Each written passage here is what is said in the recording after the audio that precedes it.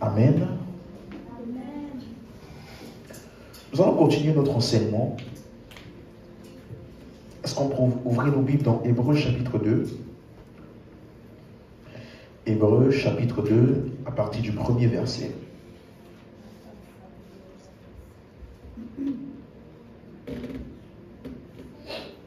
Hébreux chapitre 2, à partir du premier verset. Est-ce qu'on l'a trouvé? Il dit ceci: c'est pourquoi nous devons d'autant plus nous attacher aux choses que nous avons entendues, de peur que nous ne soyons emportés loin d'elles. Car si la parole annoncée par des anges a eu son effet, et si toute transgression et toute désobéissance a reçu une juste rétribution, comment échapperons-nous en négligeant un si grand salut qui, annoncé d'abord par le Seigneur, nous a été confirmé par ceux qui l'ont entendu? Dis Amen. Ça veut dire que le moyen de Dieu pour échapper à la loi et à ses exigences, c'est le salut. Et regardez, il appelle ça un si grand salut. Ça veut dire que lorsque tu commences à analyser le salut, tu vas te rendre compte qu'il est si grand. Voilà pourquoi, depuis des semaines et des semaines, nous analysons le salut que nous avons reçu. N'est-ce pas? Nous sommes en train de parler de quoi depuis quelques mois déjà? Le salut, n'est-ce pas? On ne parle de rien d'autre que ce que nous avons reçu lorsque nous avons reçu Jésus. Un si grand salut. Et c'est ça que nous sommes en train d'analyser. Et nous avons commencé depuis quelques temps maintenant à parler des 3 conjugaisons du salut. On se rappelle? Et vendredi dernier, j'ai parlé des récompenses. J'ai commencé à parler un peu des récompenses. Et aujourd'hui, on va continuer. Mais la première chose concernant les conjugaisons, pour faire un rappel rapide, nous avons vu que la conjugaison au passé du salut, ça parle de quoi? De ce que Jésus a déjà accompli. Amen. L'œuvre présente du salut, c'est ce que Christ fait en nous et avec lequel nous coopérons. Ensuite, et l'œuvre future du salut, c'est ce qu'on appelle la rédemption du corps. Est-ce que vous suivez? Et donc, l'œuvre présente et l'œuvre future ont pour base et fondement l'œuvre passée. La raison pour laquelle aujourd'hui nous vivons au-dessus du péché, nous donnons, nous pardonnons, nous prions, nous évangélisons, l'œuvre présente là, la raison pour laquelle nous avons la capacité de le faire, c'est parce que nous avons quoi? L'œuvre passée qui a fait de nous des enfants de Dieu et qui nous a donné la nature de Dieu. Donc nous ne faisons pas ces choses pour être sauvés, mais plutôt parce que nous sommes sauvés. Dis Amen si tu suis. Et également nous avons vu donc l'œuvre future qui est la rédemption du corps est aussi basée sur l'œuvre passée. Et je vais m'attarder dessus un petit peu rapidement. Donc ça veut dire que quand on parle de l'œuvre future du salut, j'avais déjà commencé à en parler, mais ça parle de notre corps. Amen. Il y a quelque chose qui va se produire vis-à-vis de notre corps dans le futur. Dis Amen à ça. Donc ça veut dire que peu importe à quoi ressemble ton corps aujourd'hui, sache que ton corps a été racheté à un grand prix. J'ai déjà entendu des personnes dire que le salut, non, vous savez, le salut c'est l'esprit. Ça concerne seulement l'esprit. Mais ce n'est pas exactement vrai. Ce pourquoi Jésus a payé le prix est pour notre être tout entier. Esprit, âme et corps. Dis Amen. Donc ça veut dire que au jour d'aujourd'hui, Jésus a payé le prix pour ton corps physique. Les gars, comprends ça? Ouvrons un passage. 1 Corinthiens 6, 19. Aujourd'hui, j'ai beaucoup de choses à dire. Donc je vais essayer de condenser tout ça dans les quelques temps que nous avons cet après-midi. Ne savez-vous pas que votre corps est le temple du Saint-Esprit qui est où? En vous.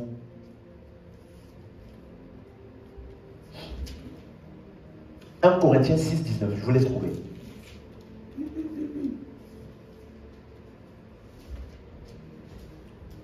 Alléluia. Ne savez-vous pas que votre corps est le temple du Saint-Esprit qui est en vous, que vous avez reçu de Dieu et que vous ne vous appartenez point à vous-même. Verset 20. Car vous avez été rachetés à un grand prix. Glorifiez donc Dieu dans votre corps et dans votre esprit qui appartiennent à qui? Maintenant, suis-moi. Il est en train de dire que depuis que tu as reçu Christ, ton corps a changé de titre. Ça ne t'appartient plus. C'est devenu ce qu'on appelle le temple du... Donc, pourquoi? Il dit, car, verset 20, vous avez été rachetés à un grand prix. Donc, pourquoi aujourd'hui Dieu vit en toi? Suis-moi. Est-ce que si tu connais un peu le domaine de l'immobilier, lorsque tu trouves un achat, un bien immobilier qui est bien, qu'est-ce que tu fais? Tu fais une offre, il y a des démarches, ça prend un temps, mais lorsque tu signes, ça commence à... Le bien là, que tu as acquis, appartient à qui? À toi. À toi qui as payé, n'est-ce pas? Ça t'appartient à toi. Et maintenant tu habites dedans. Donc, pourquoi Dieu peut habiter en toi? Il a payé pour ça. Dieu a payé. Ça veut dire que, parce que la Bible dit, vous n'avez pas été racheté à un grand prix. Pardon, vous n'avez pas été racheté, 1 Pierre 1,18, vous n'avez pas été racheté par des choses périssables comme l'or, de l'argent et les choses de ce monde, et racheté de la même manière de vivre hérité de vos pères. Mais vous avez été racheté par le sang précieux de Jésus. Donc, le sang de Jésus a été versé pour que ton corps appartienne à Dieu.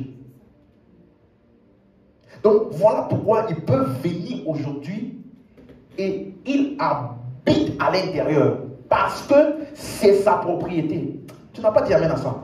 Donc, c'est pour ça que le Saint-Esprit vit en toi aujourd'hui. Et c'est pourquoi aucun démon ne peut venir en toi. Parce que c'est illégal. Tu me suis?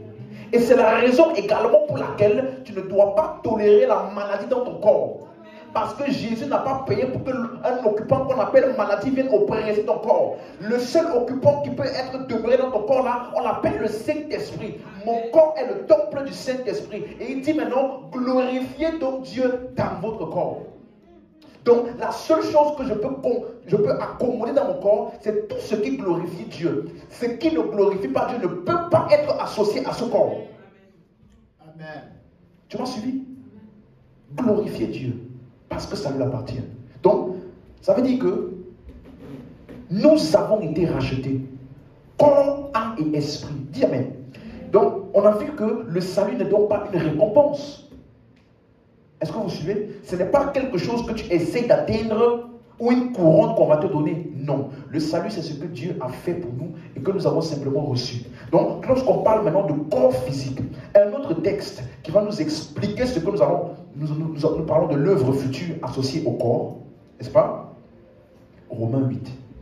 Et là, je veux vraiment que vous soyez attentifs parce qu'il y a beaucoup de choses que je vais dire ici qui vont sûrement un peu ou beaucoup changer la manière dont nous avons compris certains versets et dont nous les avons appliqués. Romains 8. Donc, Romains 8, là, il parle du corps physique, il parle de la rédemption du corps. Et pourquoi est-ce qu'on parle même du corps ou de la rédemption du corps? Parce que notre corps, il est mortel. Lève-moi, mon corps est mortel. Il y a des gens qui n'aiment pas dire ça. Ils pensent que c'est une confession, c'est une mauvaise confession. C'est la vérité. Vous allez voir. Romains 8, verset 11. Romains 8, verset 11. Et si l'esprit de celui qui a ressuscité Jésus d'entre les morts habite où? En vous. Vous allez voir que avant qu'il ne commence à parler de tout ce qui est le corps, rédemption du corps, les choses attachées au corps, vous allez souvent remarquer qu'il va d'abord et surtout mettre l'emphase sur le fait que nous avons déjà l'Esprit en nous. Quel est le lien entre l'habitation de l'Esprit de Dieu en nous et notre corps mortel? Vous suivez? Parce qu'avant, à chaque fois, avant de dire, vous avez été racheté à un grand prix, il dit, vous êtes le temple du Saint-Esprit qui habite où? En vous. Donc, il y a un lien qui existe dans les Écritures entre l'habitation de l'Esprit de Dieu en nous et notre corps mortel. Est-ce que tu suis? Donc, suis bien le raisonnement qu'il va établir ici. Si l'esprit de celui qui a ressuscité Jésus d'entre les morts habite en vous, conséquence, celui qui a ressuscité Christ d'entre les morts, qu'est-ce qu'il fera? Rendra. Rendra, c'est passé, présent ou futur. Donc ici, il est en train de parler de quelle conjugaison du salut? Donc il y a une œuvre future. Rendra aussi la vie à vos corps immortels.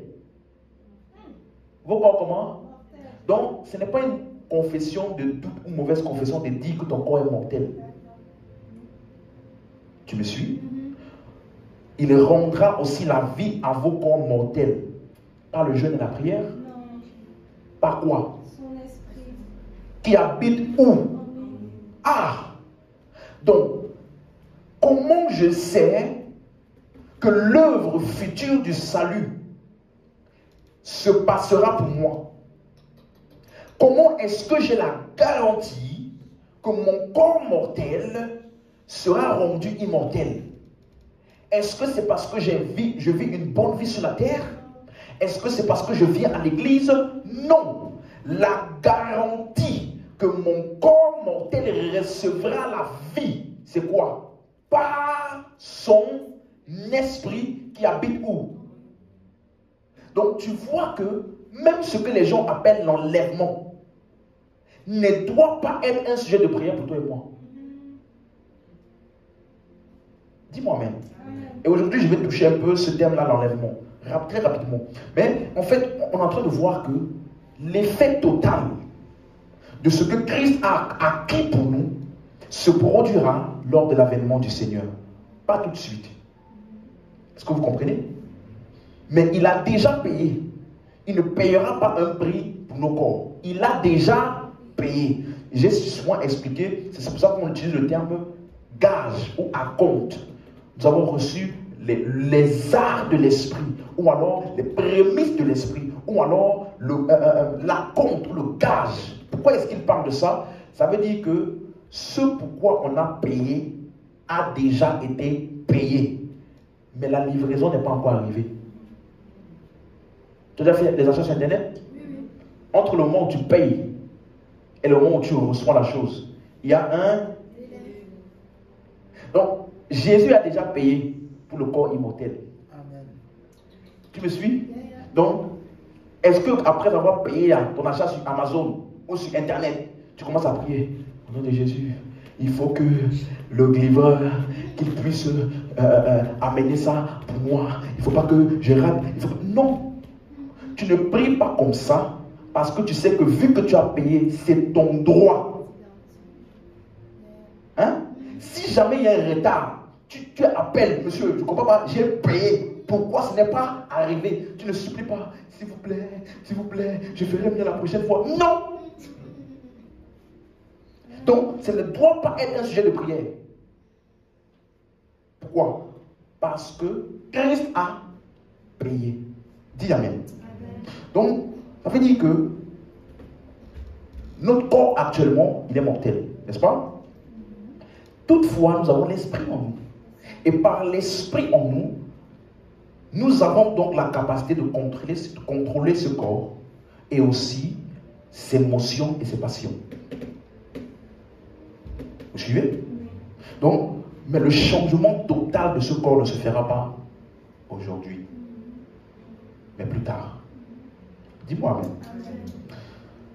Romains 8 toujours. Allons au verset 18 maintenant. Là, on va rentrer dans quelques technicalités. Donc, j'aimerais vraiment que vous soyez attentifs dans ce que je vais expliquer. Verset 18. Romains 8. Est-ce qu'on y est? Regardez ce qu'il dit. J'estime que les souffrances du temps présent ne sauraient être comparées à la gloire à venir qui sera révélée pour nous. Vous savez, il y a une époque où on m'avait demandé de prêcher une fois dans une des églises où j'étais avant. Et moi, à l'époque, j'aimais beaucoup prêcher sur la soif de Dieu, chercher Dieu de tout ton cœur. Et puis, vous comprenez un peu ce genre de message de passion là. Et puis, j'aimais ce verset. Il dit, bien-aimé, tu peux souffrir aujourd'hui. Tu jeûnes, tu pries, mais laisse-moi te dire, tu n'as pas conscience de la gloire à venir. Tes souffrances de maintenant là, de jeûne, de prière, de consécration à Dieu, ne sont pas comparables à la gloire de Dieu qui va se manifester à travers ça. Et puis les gens disaient, yeah! Tu vois? Mais ni avant ni après, ça nous parle des souffrances de la vie, ou des jeûnes, des prières, ou alors des persécutions, ou tu sais, des gens qui te persécutent. T'inquiète pas, c'est le combat. Comme Joseph, tu es persécuté, tu vas aller en prison, tu vas être ramené. Mais t'inquiète pas, Joseph, quelques temps après, il est devenu le premier ministre. Toi aussi, t'inquiète pas, la gloire à venir sera grande. Si je place cela, frère. Yeah. Tu vois, non? Mais, suis-moi. Un des vœux que j'ai fait à Dieu et que je me suis dit, quel que soit ce que ça me coûte, je ne déformerai jamais les Écritures pour faire plaisir. Amen. Même si le message là semble beau, restons dans les Écritures à ce que les Écritures disent. Les souffrances du temps présent, dans le contexte, ça parle de ton corps mortel. La gloire à venir, ça parle de ton corps immortel. Donc, qu'est-ce qu'on appelle les souffrances du corps mortel? Ça fait référence au fait que, bien que tu as l'esprit immortel en toi, mais dans ton corps mortel, tu sens des limitations. Tu vois, tu aimerais être dans tous les endroits en même temps, mais tu ne peux pas.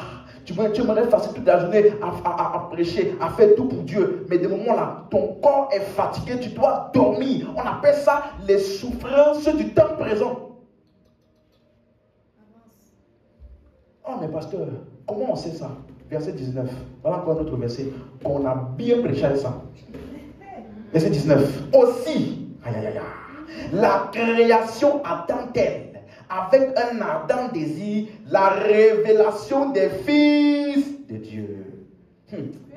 Je me rappelle une fois, j'avais prêché ça. La création. J'avais dit non. J'avais dit à la foule. Il y avait la foule. J'ai dit, l'argent attend ta manifestation. L'argent, c'est pas la création. L'argent attend ta manifestation. La raison pour laquelle tu es pauvre là, c'est parce qu'il y a une version de toi que l'argent ne connaît pas encore. Mais quand tu vas atteindre la révélation là, l'argent va commencer à te poursuivre. Tu vas dire, tu vois comment tu rigoles. Mais si tu étais là à l'époque là, les gens là, ils sont levés comme ça. Yes, yes.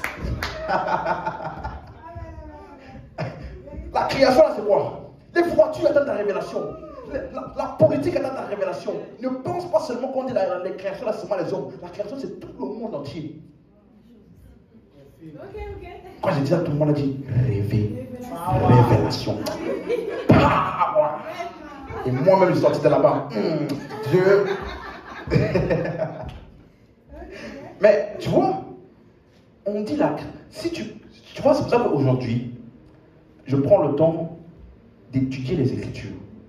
Si on avait pris le temps de regarder le mot révélation en grec veut dire quoi? Ça veut dire manifestation totale. Après quoi, il n'y a plus rien qui manque. Donc ça veut dire que ça parle d'un événement dans lequel, toi en tant que fils de Dieu, tout ce qui est fils de Dieu sera pleinement révélé et manifesté à travers toi. Or, au jour d'aujourd'hui, nous sommes déjà fils de Dieu. N'est-ce pas? Mais si tu vas dans le train là, on te regarde toi, on te regarde un païen. Est-ce qu'il y a une différence?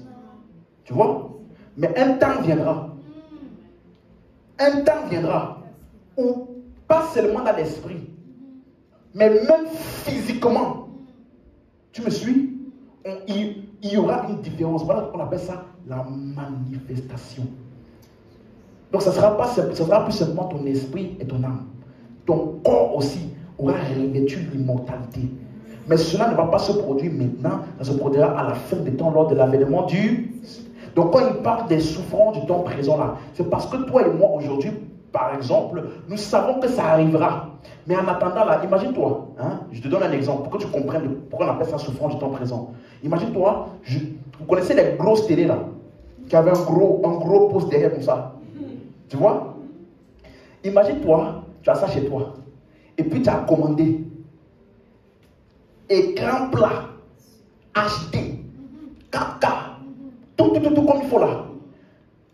Tu vois, tu as déjà payé ça. Tu sais que ça doit arriver chez toi. Maintenant, je te pose la question. Entre le temps où ça arrive chez toi là et le temps où tu dois voir la grosse télé là, hein? Tu vas regarder la télé là, hey, Seigneur, combien de temps encore?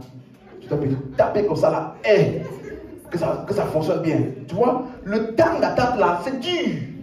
Tu vois, parce que tu sais qu'il y a quelque chose de mieux qui est censé arriver et qui va arriver. Donc, le temps d'attente là semble être un temps pendant lequel tu fais avec. Tu soupires. Ah, regarde-moi cette télé là. Oh, regarde-moi cette télé là. Nous aussi, on sait qu'un jour arrivera. On pense. On est dans un autre pays. Aïe, aïe, aïe, aïe, aïe. On n'a plus besoin des portes. On n'a plus besoin des avions. Tu voles dans les... Aïe, frère, ce n'est pas le film. Laisse-moi te dire, ça va arriver. La Bible dit que Jésus, lorsqu'il a été ressuscité, après avoir fait 40 jours avec les disciples, la Bible dit qu'il s'éleva au milieu d'eux. Ce n'est pas les autres qui sont venus le prendre une main pour l'élever. Lui-même, il n'était plus soumis à la gravité parce qu'il avait le corps immortel. La Bible dit que les portes étaient fermées de partout. Il est entré dans la salle. Il a dit la paix est avec vous. Comment il est entré? Parce que lorsque dans ce corps-là, la matière n'est plus matière pour nous. Le temps, la distance n'est plus un problème. Est-ce que tu me suis? Comme tu sais ça, maintenant là, tu vas aller chez toi. Tu vas prendre le métro. Entrer dans le métro. Attendre 4 heures de temps ou 2 heures de temps dans le métro. Les souffrances du temps.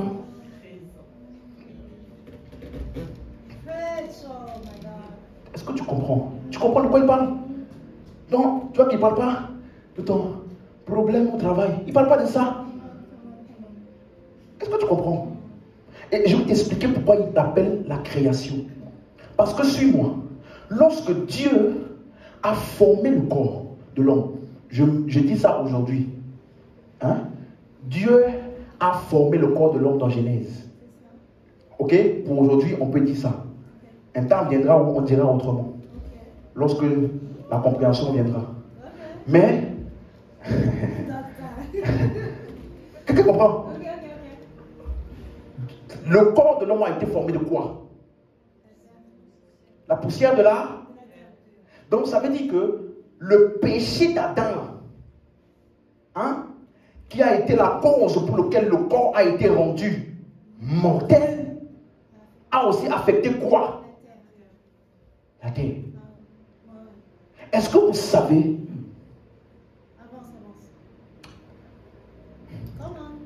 Est-ce que vous savez que ce n'est pas Dieu qui envoie la pluie? Quand est la première fois où la pluie est tombée? Noé. Et c'était quoi? Jugement. Pour le péché. Mais au commencement, il n'en était pas.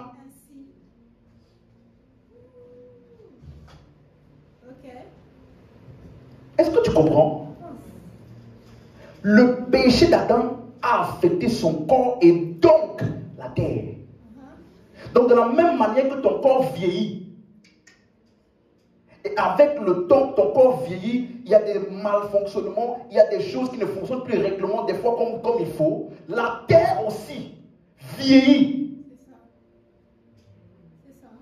Voilà pourquoi, de plus en plus, le système solaire, les climats, toutes ces choses-là, les catastrophes naturelles, d'autres pensent que c'est Dieu. C'est la terre qui vieillit. Pourquoi? Parce que la terre l'a atteint aussi. ce que nous attendons. Voilà pourquoi, laisse-moi ne pas trop avancer. Verset 20. Non, tu vas lire, parce que quand je parle comme ça, là, tu vas penser que c'est le pasteur qui a eu une révélation. Jésus lui a parlé dans sa chambre, il a dit, voici comment ça s'est passé. Ça peut arriver, mais en tout cas, là pour l'instant, il te parle des Écritures. Verset 20. La création a été soumise à la vanité. Je suis au verset 20. Non de son gré, mais à cause de celui qui l'y a soumise avec l'espérance. Qu'elle aussi, elle là c'est qui? La terre.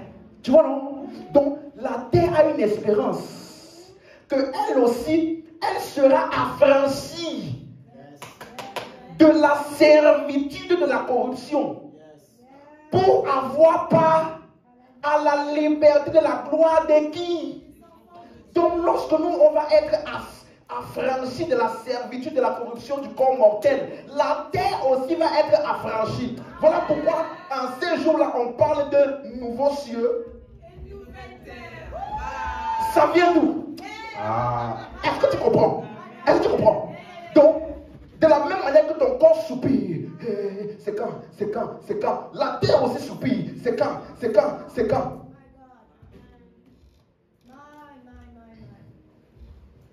La liberté de la gloire des enfants de Dieu.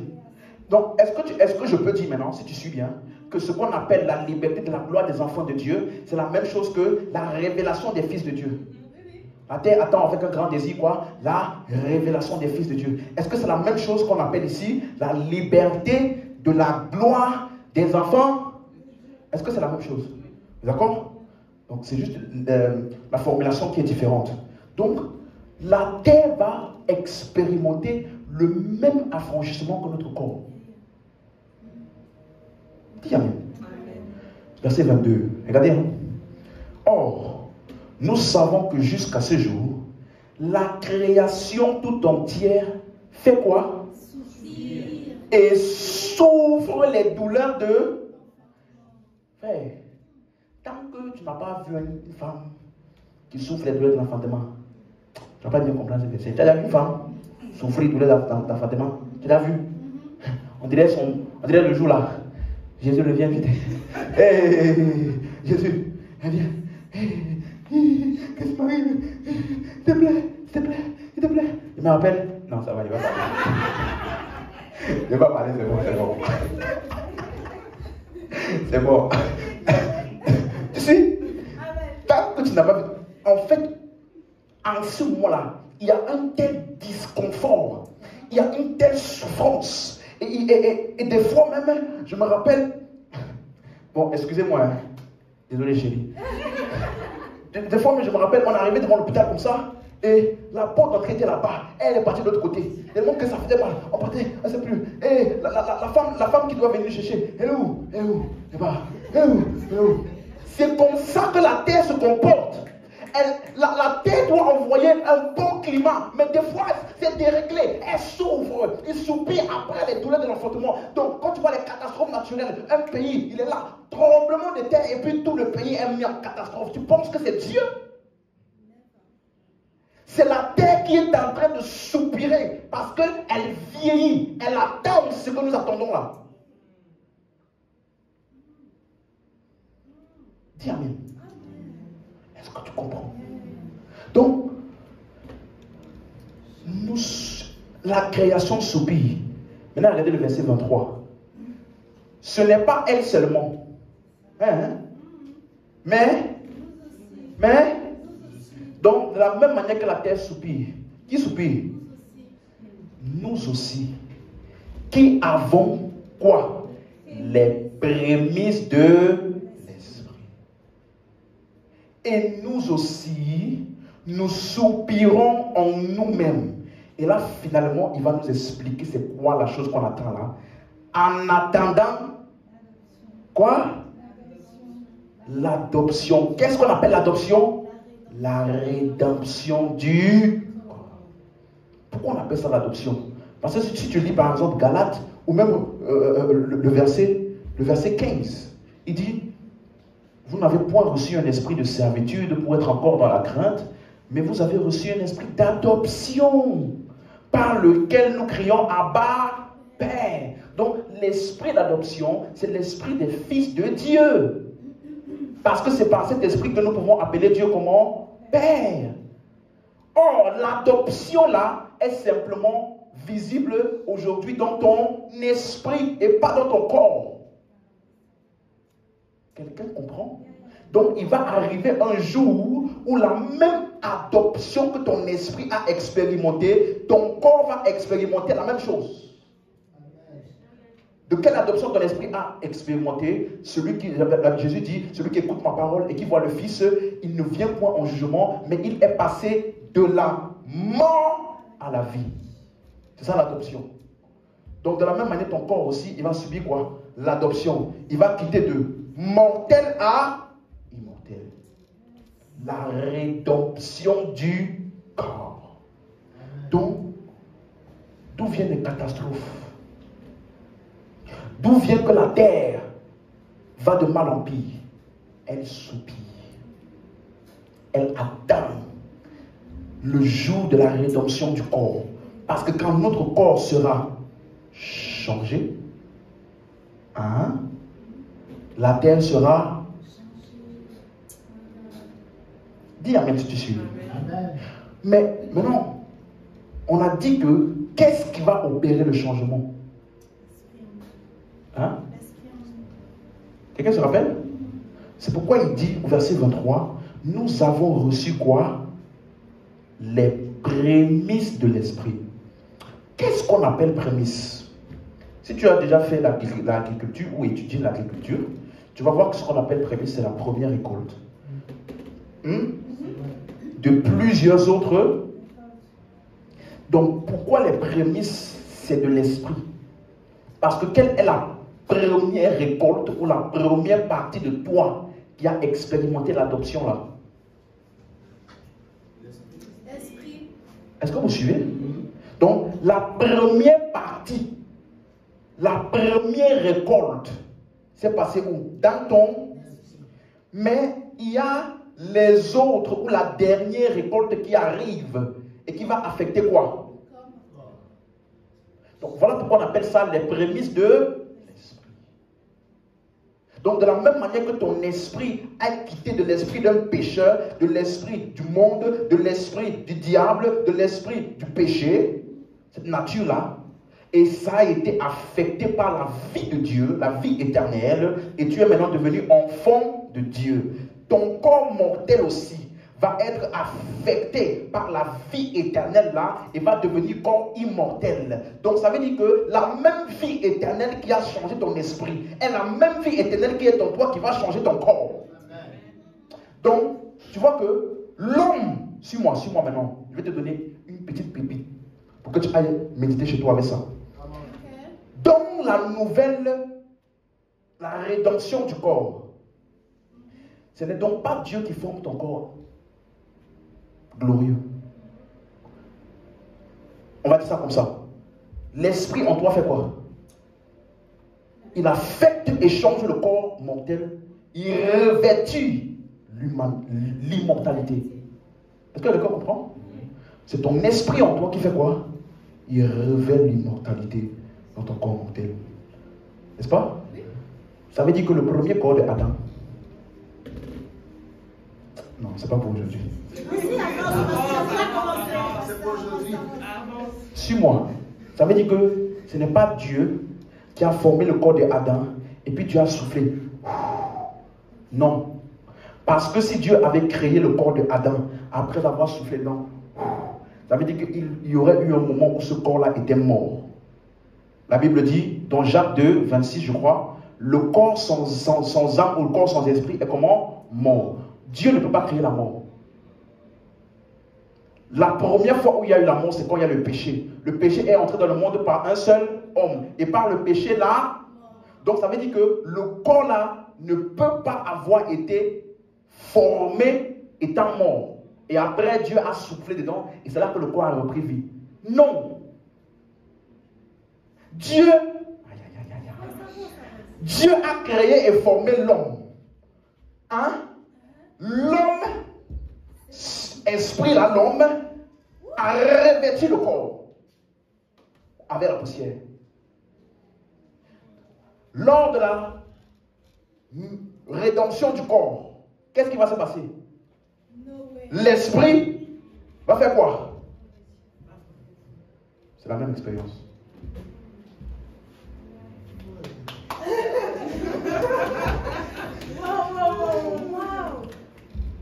Si tu n'as pas compris, hein, va regarder la vidéo ou attends quelques années. Parce que Dieu ne peut pas être l'auteur de quelque chose qui est mort.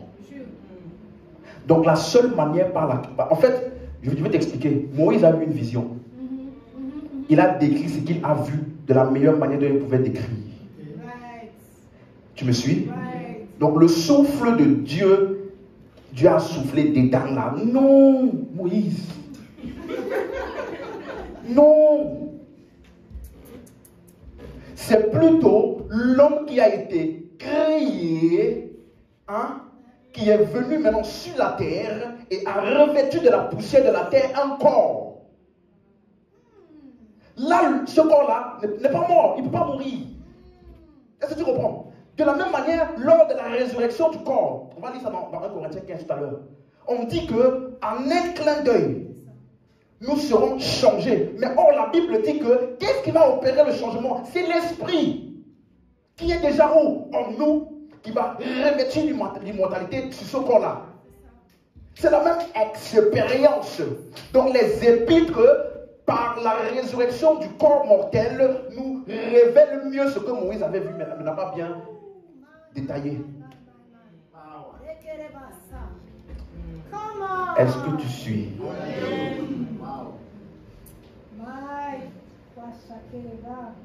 Tu comprends?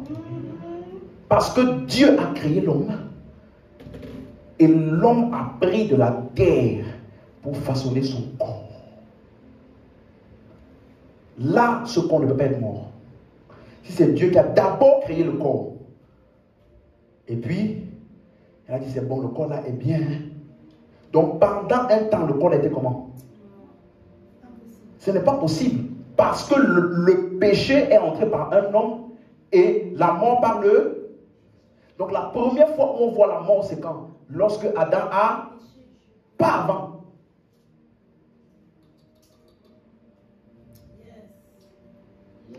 Dis-moi amen si tu me suis.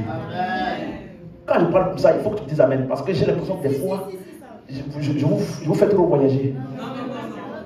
Tu es là? D'accord. Donc ça veut dire que la nouvelle naissance est donc la base de la manifestation totale du salut. Tu es d'accord? Parce que la nouvelle naissance te donne l'esprit en toi, qui est la garantie de la dernière récolte.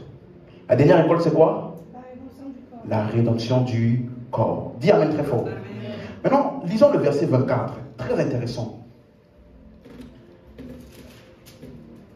Car c'est en espérance que nous sommes sauvés. De quel salut parle-t-il ici? Comprenez?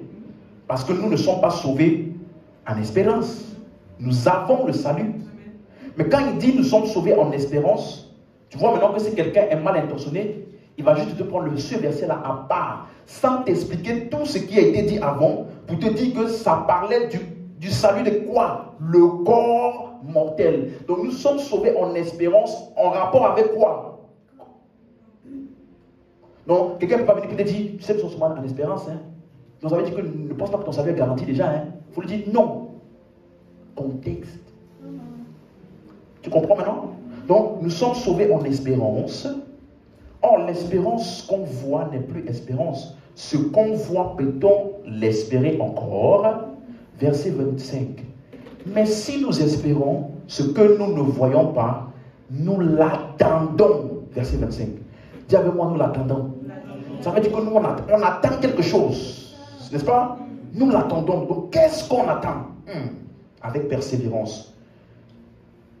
C'est ça? Nous l'attendons avec... Donc, qu'est-ce qu'on attend? La dernière récolte. Parce que pour l'instant, qu'est-ce qu'on a?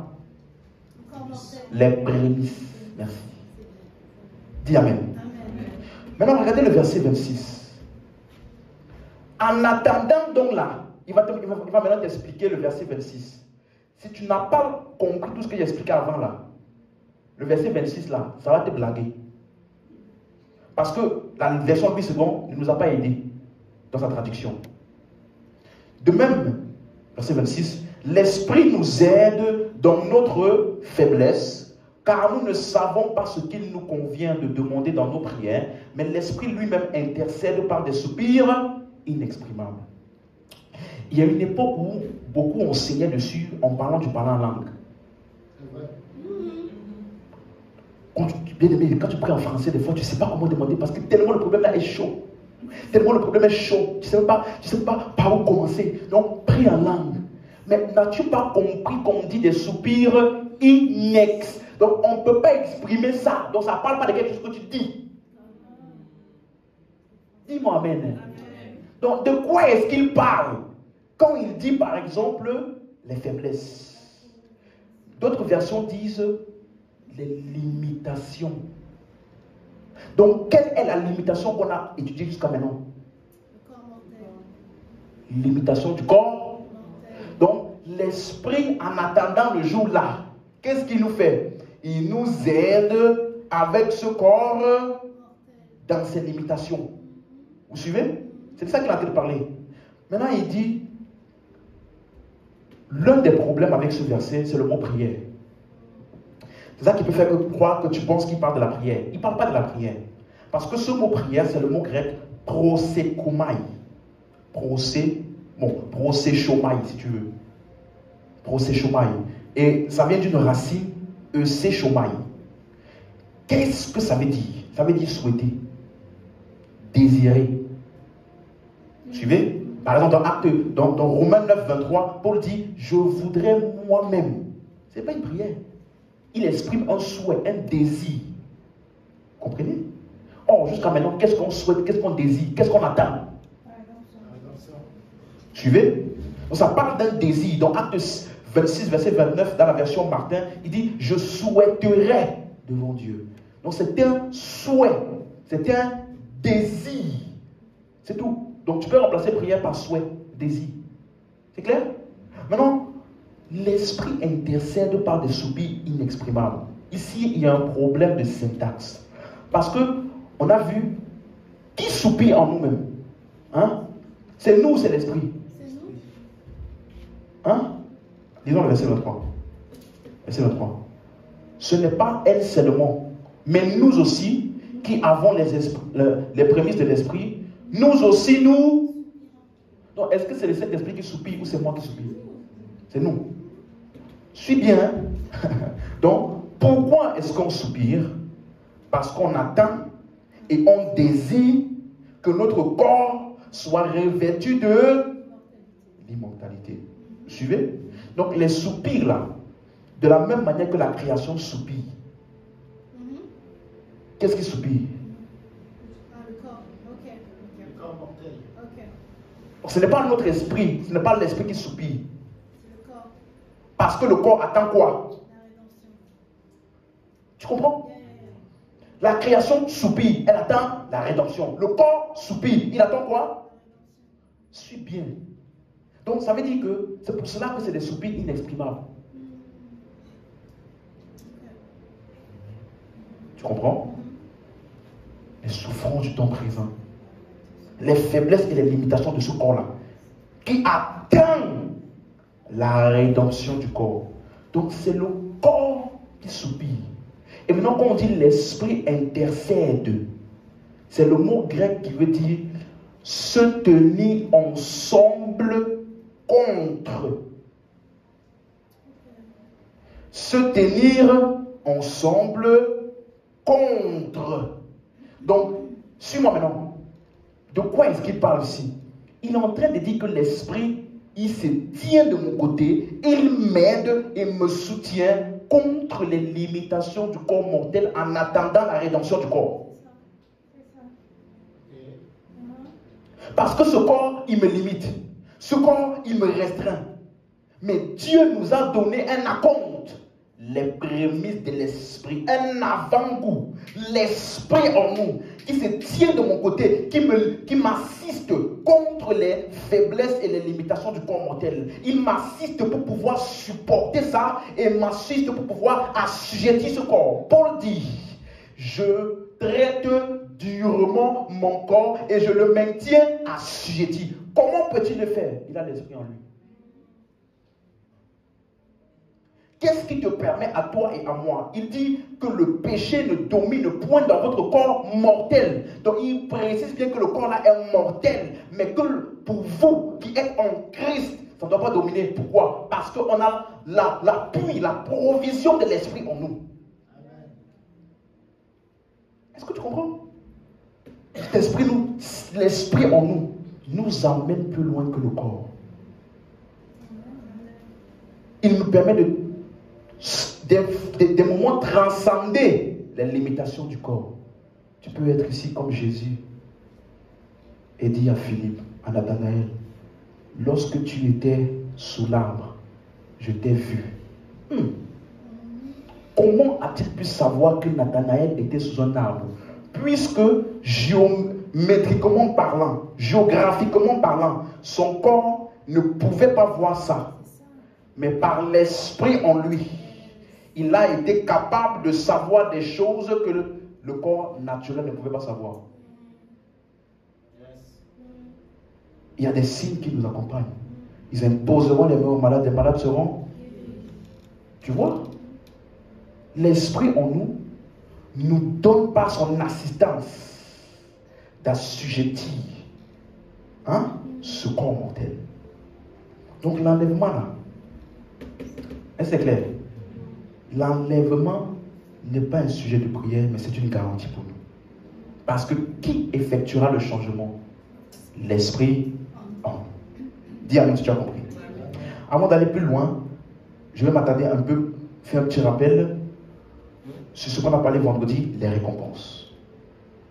Parce que les récompenses sont associées à l'œuvre présente. Avez-vous remarqué que lorsque l'apôtre Paul prie, il ne prie pas pour le salut? Il ne dit pas je prie pour que vous soyez sauvés. Quand il prie pour les chrétiens, non. Il ne prie pas pour que vous gardez le salut, non. Il prie principalement pour leur marche. Est-ce que tu comprends? Dans Ephésiens 1, 18, s'il me semble bien, si j'ai bien entendu, on a même prié par rapport à ça ici. Les yeux de nos cœurs soient illuminés, afin que nous sachions. Donc, il prie pour que nous puissions savoir et avoir pleinement conscience ce que Christ a fait. Parce que, et de qui nous sommes. Parce que c'est ça qui va influencer notre marche. Et en conséquence, c'est ça qui va influencer nos récompenses. Dis amen si tu suis. Et quand tu lis Ephésiens, allons voir rapidement. Ephésiens 3. 3, verset 14. Regardez encore une autre prière ici. Ephésiens 3, 14. Est-ce qu'on suit bien? Oui. Ok. Ephésiens 3, verset 14. Oui. À cause de cela, je fléchis les genoux devant le Père, duquel tire son nom, toute famille dans les cieux et sur la terre, afin qu'il vous donne, selon la richesse de sa gloire, d'être puissamment fortifié par son esprit dans l'homme intérieur, en sorte que Christ habite dans vos cœurs par la foi, afin qu'enraciné et fondé dans l'amour, vous puissiez comprendre avec tous les saints quelle est la longueur, la largeur, la hauteur, la profondeur, et connaître l'amour de Christ qui surpasse toute connaissance, en sorte que vous soyez remplis jusqu'à toute la plénitude de Dieu. Regardez la prière. Remplis jusqu'à toute la plénitude de Dieu. Donc il prie afin que tout ce que Christ est en vous soit pleinement manifesté, que vous soyez pleinement influencé par la vie de Christ en vous. Est-ce que tu comprends? Donc, il prie pour ta marche, pour que tu puisses marcher clairement dans la réalité de tout ce que Christ a fait pour toi. Est-ce que vous comprenez? Même chose quand tu lis Ephésiens 4, verset 1. Je vous exhorte donc, moi le prisonnier dans le Seigneur, à marcher d'une manière digne de la vocation qui vous a été adressée. À marcher d'une manière digne de la vocation. Donc, regardez, il parle de ta marche. Ça veut dire, agis et comporte-toi en accord avec la vocation que tu as reçue en Christ. Et il prie pourquoi? Ton comportement, tes actions, ta marche. Et au verset 32, Éphésiens 4, 32, soyez bons les uns envers les autres, compatissants, vous pardonnant réciproquement, comme Dieu vous a pardonné en Christ. Est-ce que c'est écrit comme Dieu vous pardonnera en Christ? C'est écrit quoi? Donc ça veut dire, ce n'est pas une condition pour être sauvé ou pour être pardonné. Que tu pardonnes ou pas, Dieu t'a déjà pardonné en Christ. Amen. Le pardon, ce n'est pas une récompense pour le fait que tu as pardonné à quelqu'un. C'est un don. Dans Éphésiens 1:7, il dit, nous avons la rédemption et le pardon des péchés. C'est un don. Est-ce que tu comprends? Donc, tu ne pardonnes pas pour être sauvé. Mais ne pas pardonner, par contre, comme ça affecte ta marche, ça va affecter tes récompenses. Est-ce que tu comprends? C'est clair pour quelqu'un?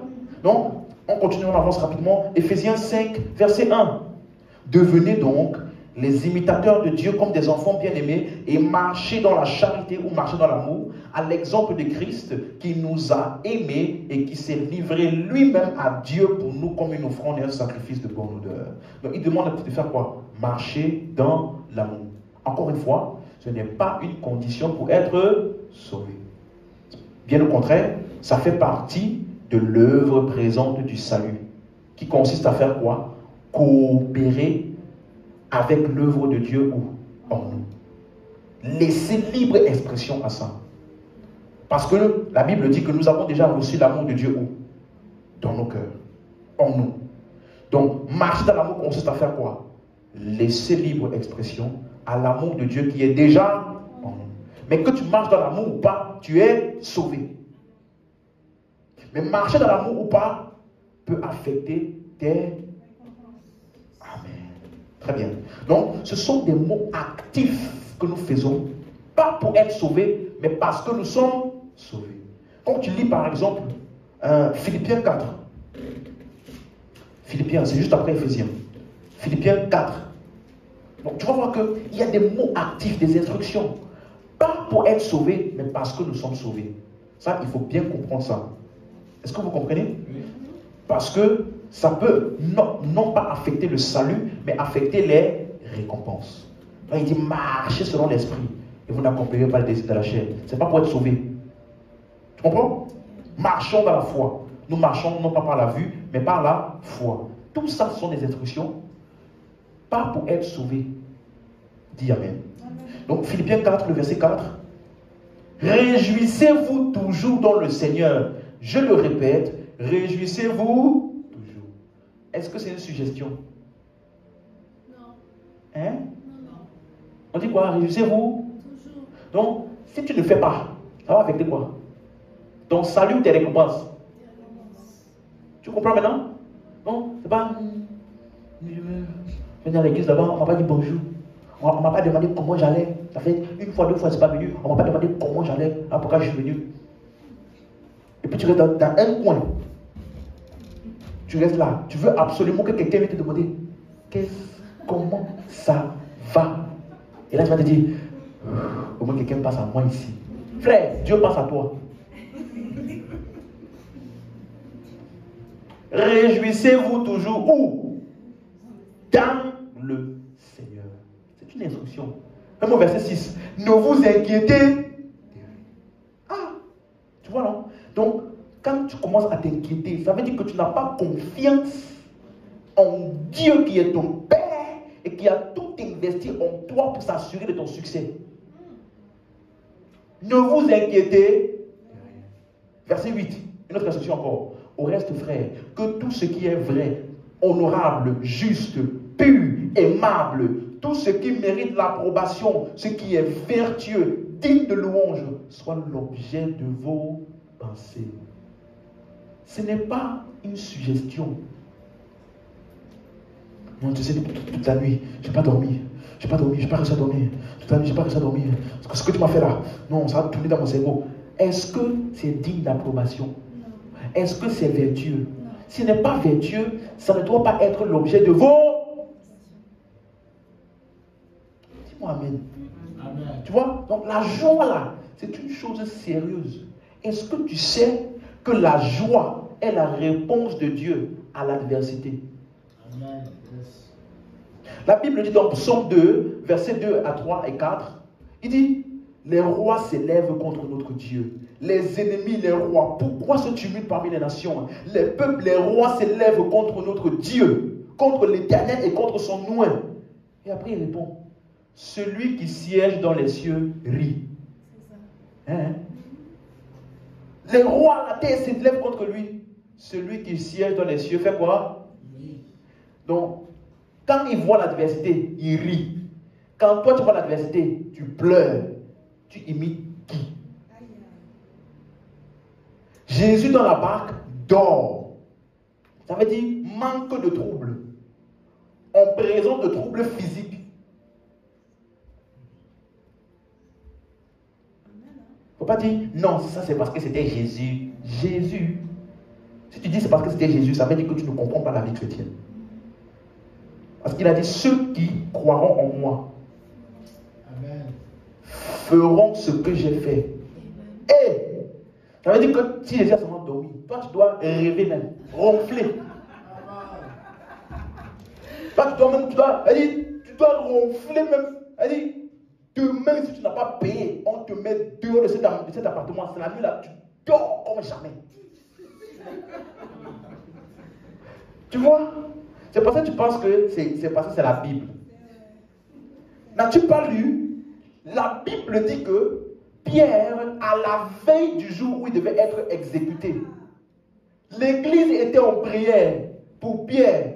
Et la veille du jour où il devait être exécuté, comme Jacques avait été exécuté, donc ça veut dire que ce n'était même pas une supposition. Il savait que comme on a exécuté Jacques, lui aussi, on allait l'exécuter. La veille là, on dit l'ange est venu. Pierre, réveille-toi. Amen. Ça veut dire qu'il ne dormait pas. Vous savez, moi, je se mettrais de chez moi. Un petit bruit, et puis je m'en vais. Non, hein. Dormez. Pour de vrai. Pourquoi? Parce que j'ai confiance en Dieu. Et deux, la mort m'est un gain. Yes. La mort, si tu meurs là, tu vas aller où? Être absent du corps, c'est être présent avec le Seigneur. Tu as manqué de dormir pour ça. Tu es sûr que tu aimes Jésus vraiment? Tu vois, non? Tu es sûr que tu aimes Jésus? Jésus, tu es mon amour, tu es mon tout. Mais là, quand tu as l'opportunité d'aller voir Jésus, là, non. Tu es sûr que tu aimes Jésus? Est-ce que tu comprends? Ne vous inquiétez de rien. Ça là, c'est une chose que tu dois apprendre. Apprendre devant l'adversité, tu rigoles. Et puis tu es tranquille. Tu sais, des fois, on a des situations là chez moi. Parce que tu vois, quand tu fais le business, investissement, tout ça là, des fois il y a des cas compliqués. Et quand c'est chaud, des fois ma femme, tu as compris ce qu'il vient de t'annoncer là. Tu comprends ce qu'il vient de t'expliquer. J'ai dit oui. Et puis tu me vois, tranquille. Il faut amener mon outil là. Ton problème va m'empêcher de manger, moi. Hey. Écoute-moi. Je peux parler? Laisse-moi t'annoncer quelque chose.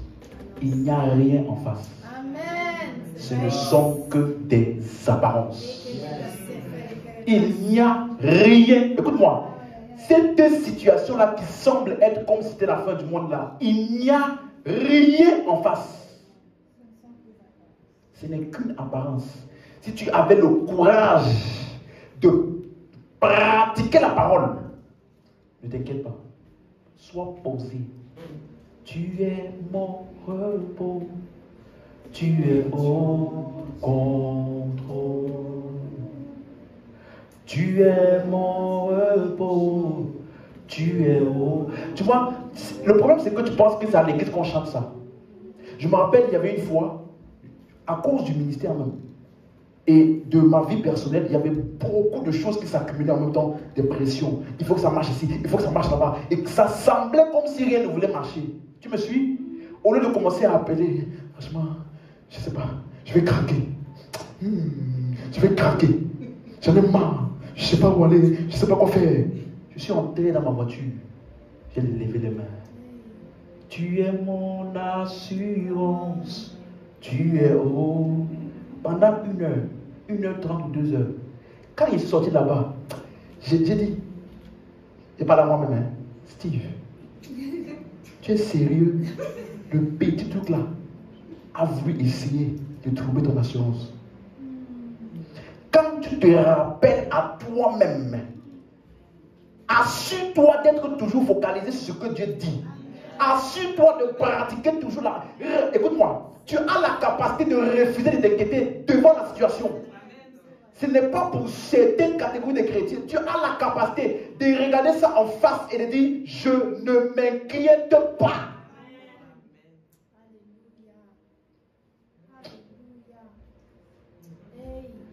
Tu as la nature de Dieu en toi.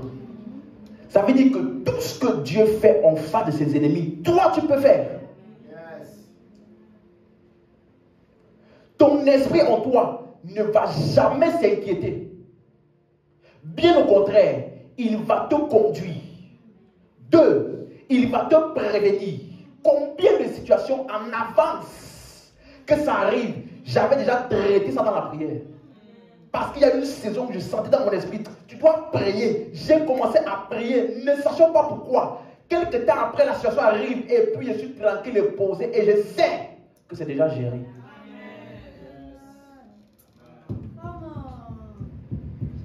Est-ce que tu comprends? Avec moi, je suis en charge. Par la puissance de Dieu en moi. Beaucoup de chrétiens ont perdu leur joie à cause du matérialisme.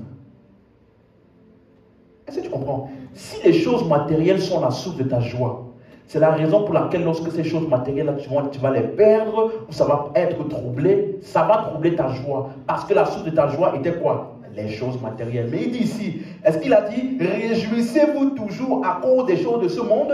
Non. Réjouissez-vous toujours où? Dans le... Parce que dans le Seigneur là, ça ne bouge pas.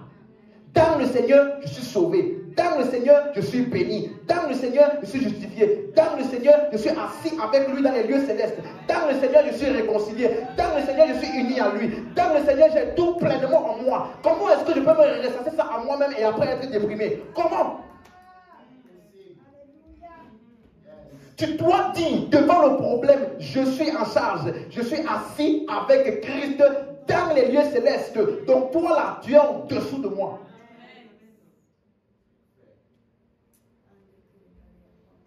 Quand tu viens à Dieu, ce n'est pas pour les choses, c'est pour Dieu. Et lorsque tu reçois Dieu, tu reçois tout. La Bible dit dans Romains 8:32, lui qui n'a point épargné son propre fils, mais qui l'a livré lui-même pour nous, ne nous donnera-t-il pas toutes choses avec lui? Quand Dieu veut te donner quelque chose, il ne te donne pas des choses. Quand Dieu veut te donner quelque chose, il se donne lui-même. Des verbes actifs que nous faisons. Dis-moi même, c'est ça qui nous octroie des récompenses. Mais en ce qui concerne le salut, c'est garanti. Ce n'est pas ce que tu fais ou que tu ne fais pas. Parce que Dieu lui-même a promis. On l'appelle le Dieu qui ne ment pas. Dans Tite 1:2, il dit la vie éternelle promise par le Dieu qui ne ment pas. Quelqu'un disait, tout est possible à Dieu. Dieu peut tout. Non. Dieu ne peut pas mentir. On l'appelle le Dieu. S'il a dit, personne ne les ravira de ma main.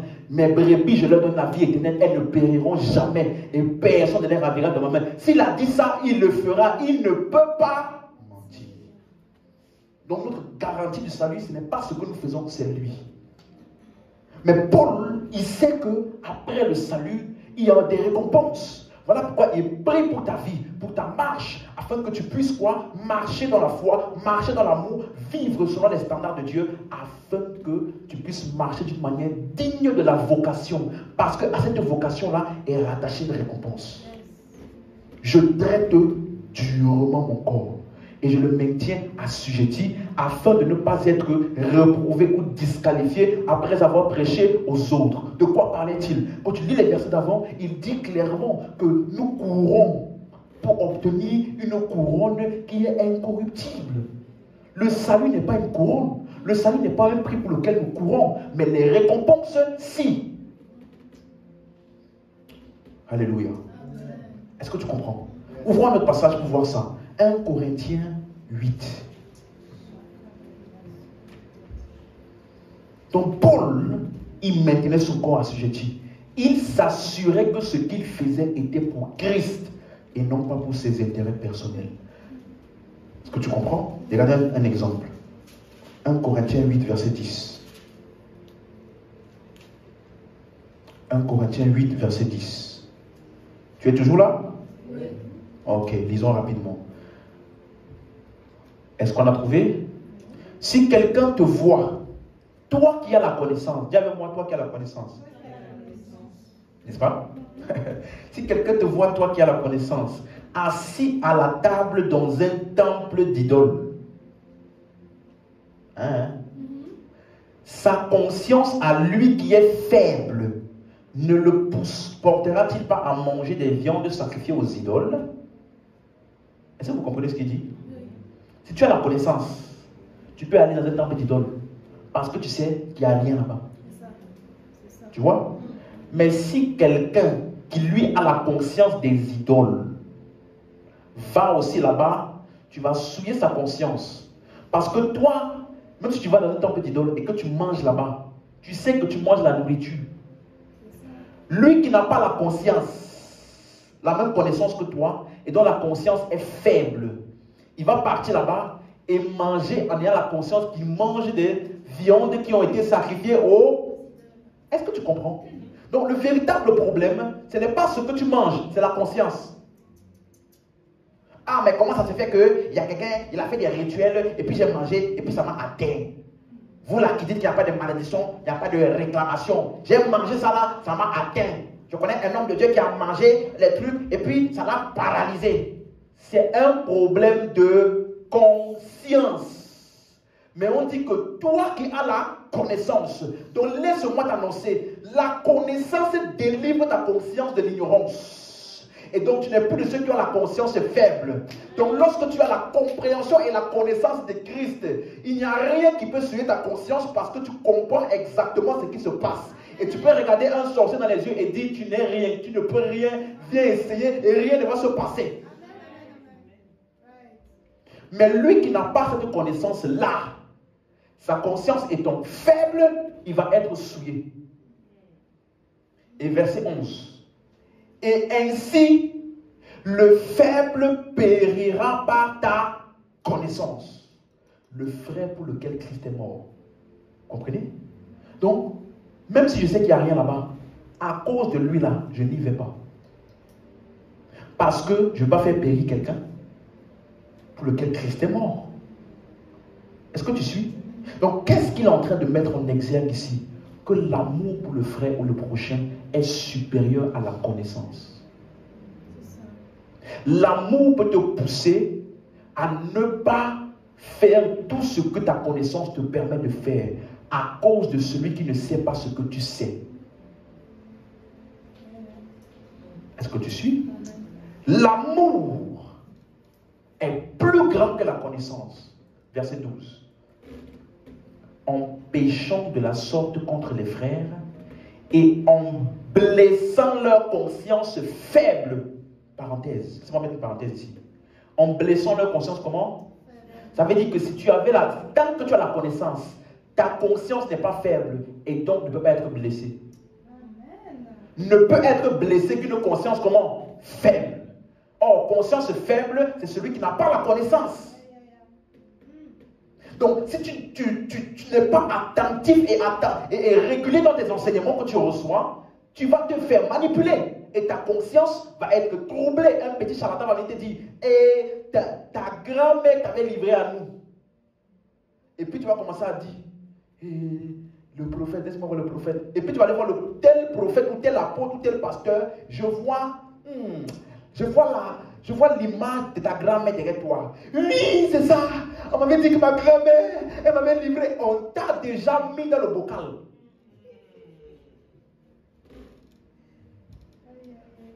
Tu me suis? Mais quand tu as la connaissance, hein? Personne ne peut me livrer à quelqu'un. Tu m'as suivi? Ce n'est pas l'œuvre de Jésus, hein? Personne. Dieu a dit toutes les âmes m'appartiennent. Ézéchiel 18. Toutes les âmes sont à moi. Donc, si quelqu'un fait un rituel pour vendre ton âme à quelqu'un, dis-lui, on t'a blagué. Et encore mieux aujourd'hui, que je suis en Christ et que ma vie est cachée avec Christ en Dieu, tu vas passer par où pour me toucher? Non, ta grand-mère, comme c'est toi qui parles avec elle là, dis-lui, hein? Dis-lui, quand vous interagissez entre vous là, dis-lui qu'elle n'a qu'à faire ce qu'elle veut. Transmets-lui le message pour moi. Parce que moi, esprit de grand-mère qui n'est plus vivant là, ça ne peut pas exister dans mon environnement. Ici là, il n'y a que Christ au royaume des cieux. Ça, c'est ce que nous parle. Tu sais, non? Mais quelqu'un qui n'a pas cette conscience peut être blessé de sa conscience faible. Donc, il dit donc, quand c'est comme ça, quand vous péchez contre des frères, ce genre de frères là, vous péchez contre Christ. Verset 13. C'est pourquoi, si un aliment scandalise mon frère, je ne mangerai jamais de viande afin de ne pas scandaliser mon frère. Alléluia. Est-ce que c'est clair? Donc, ne fais pas pour ta connaissance. Tu vis d'une manière maintenant qui va choquer les autres qui n'ont pas la même connaissance que tu as. Dis amen. Non? Pécher contre un frère, c'est pécher contre Christ. Tu ne peux donc pas recevoir la récompense de Christ malgré ta connaissance.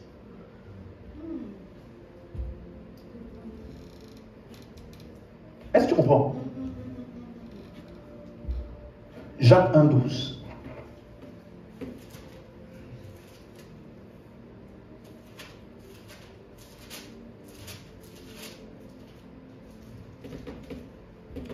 Heureux l'homme qui supporte patiemment la tentation, car après avoir été éprouvé, il recevra la couronne de vie que le Seigneur a promise à ceux qui l'aiment. La couronne de vie, c'est quoi? Récompense. Donc tous ceux qui ont supporté, surmonté et ne sont pas tombés en tentation pendant les épreuves, qui n'ont pas laissé tomber, il y a une récompense. Alléluia. Il n'y a rien que nous fassions qui ne sera pas récompensé. Dis-moi amen. On va voir deux textes rapidement. 2 Timothée 4, verset 7 à 8. On a vu ça vendredi. J'ai combattu le bon combat. J'ai achevé la course. Désormais, j'ai gardé la foi. Désormais, la couronne de justice m'est réservée. Le Seigneur, le juste juge, me la donnera dans ce jour-là, non seulement à moi, mais encore à tous ceux qui ont aimé son avènement. Donc, tous ceux qui ont achevé leur course, il y a une couronne de justice. On a vu, qu'est-ce que veut dire achever la course? Accomplir pleinement son ministère. Donc, j'ai combattu le bon combat. Le ministère est un combat. Les forces ténébreuses, les pressions de la vie, tout peut te faire abandonner l'œuvre de Dieu et le ministère. Mais si tu combats et restes focalisé sur ta course, sur ton ministère, il y a une couronne de justice qui t'est réservée.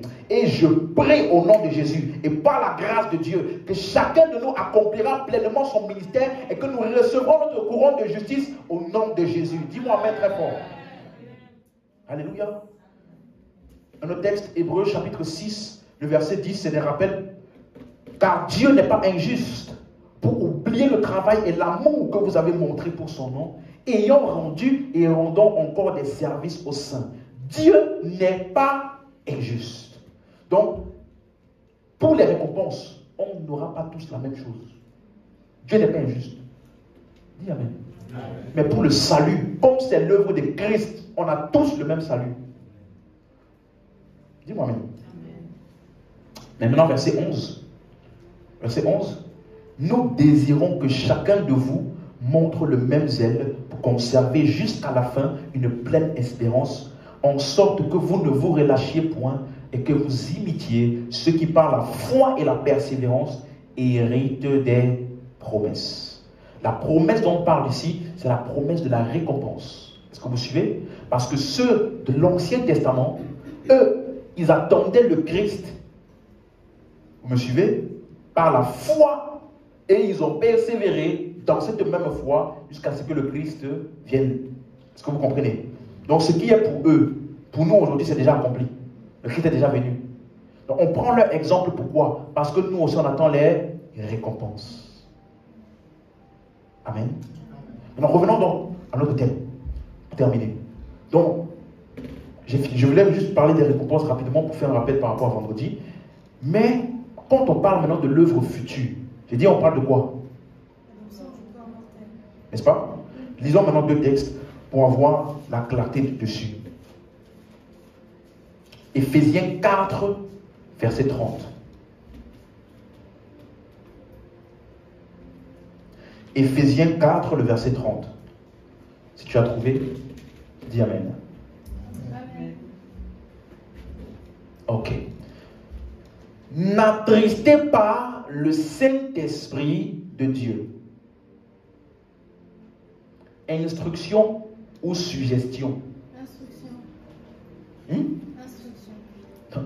Quelqu'un demandait, mais comment on peut attrister le Saint-Esprit? C'est facile. Quand tu l'amènes faire ce qu'il n'aime pas. C'est ça. Hein? Quand tu l'amènes, quand il dit verset 30 là, comment est-ce qu'on peut attrister le Saint-Esprit lorsque tu l'amènes faire des choses qui sont contre ta nature? Comme quoi? Verset 31.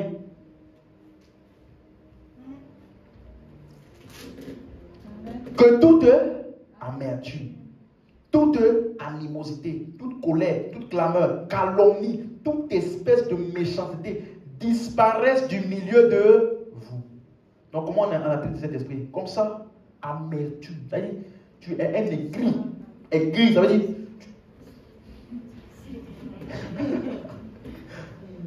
Tu vois? Ça, c'est incompatible avec ta nature. Colère. Ça veut dire, toi... Il y a... vraiment les chrétiens. Quelqu'un disait, il y a un côté de moi que tu n'as pas envie de voir. Il y a un côté de moi que tu n'as pas envie de découvrir. Frère, quel côté? Comment un chrétien peut parler comme ça? Quelqu'un disait une fois, moi, j'ai été baptisé. J'étais baptisé. Mais quand on m'a plongé dans l'eau là, ma mère était dehors. Ma mère était dehors. Donc tout mon corps est converti, sauf ma main. Donc si tu me plaques là, la main non convertie là, va te remettre sur le chemin. Comment un chrétien peut parler comme ça? Tu vois, non? Quelqu'un disait, moi, ma bouche n'est pas baptisée. Ma bouche. Quand il dit, c'est un homme de Dieu, il disait, quand le pasteur voulait me plonger, j'ai fait comme ça. Ma bouche est sortie de donc moi là, j'ai dit ce que je pense. Je n'ai pas de personne. Je dis ce que je pense, comme ça sort, comme ça sort. Comment un chrétien peut parler comme ça? Tu suis? Toute amertume, toute colère, tout ça là, c'est quand tu fais ça. Voilà pourquoi après avoir fait ça là, tu n'es jamais heureux en toi-même. Sur le moment là, le moment de la chair là, tout. Quand maintenant tout est calme. Tout est calme. Là, il n'y a plus l'euphorie de personne. Tu es toi seul avec toi. Pourquoi j'ai fait ça vraiment? Pourquoi je n'ai parlé comme ça? Tu vois, non? Et maintenant tu commences à lutter. Laisse-moi trouver la manière de m'excuser. Comment je peux faire pour rétablir la chose? Tu vois? C'est ça. Parce que tu as attristé le Saint-Esprit, qui est ton toi et qui est ton esprit. Dis-moi Amen. Donc, pour revenir, verset 32, comment on doit marcher pour ne pas attrister le Saint-Esprit? Verset 32. Soyez bons les uns avec les autres, compatissants, vous pardonnant réciproquement comme Christ vous a. Voilà comment on fonctionne. Tu comprends? Donc revenons donc au verset 30. N'attristez pas le Saint-Esprit de Dieu par lequel vous avez été scellés pour le jour de la... Donc ça veut dire qu'on a été scellés pour un jour. Donc, quelqu'un qui te dit que tu vas perdre le salut là, il fait comment? Il ne sait pas que tu as été donné une garantie absolue pour le jour de la rédemption là. Donc, tu as été garanti. Le Saint-Esprit est la garantie de notre salut. Est-ce que vous comprenez? Et donc, le jour de la rédemption, de quelle rédemption on parle ici? Rédemption du corps. Très bien. Donc, imagine-toi, si tu vas acheter une voiture, qui te donne la garantie? Constructeur. Pourquoi y a-t-il une garantie? Au cas où il y a un... Donc, comment est-ce que Dieu peut te sauver et te donner l'esprit qui est le gage et la garantie? Et puis toi, quand tu pêches, tu as peur. Est-ce que peut te donner le salut là? Ne savais-tu pas qu'il peut avoir un problème? Voilà pourquoi si quelqu'un a péché, nous avons un avocat. Ça fait partie de la garantie.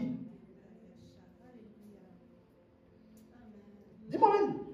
C'est pour ça qu'il peut te dire, personne ne les ravira de ma main. Personne. Rien. Alléluia. Donc, le Saint-Esprit est notre garantie pour le salut et pour le jour de la rédemption. Donc, qu'est-ce qui me garantit que mon corps sera changé? Le Saint-Esprit. Amen. Éphésiens 1, verset 13. Éphésiens 1, verset 13. En lui, vous aussi, après avoir entendu la parole de la vérité, l'évangile de votre salut, en lui vous avez cru et vous avez été scellés du Saint-Esprit qui avait été promis. Vous avez été quoi? Donc quand tu as cru, qu'est-ce qui s'est passé? Tu as été scellé, n'est-ce pas? Maintenant, en quoi consiste le sceau? Il t'explique verset 14.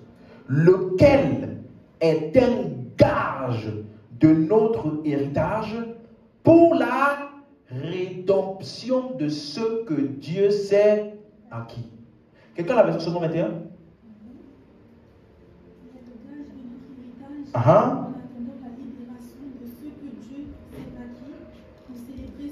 En attendant la quoi? La libération. Vous vous rappelez?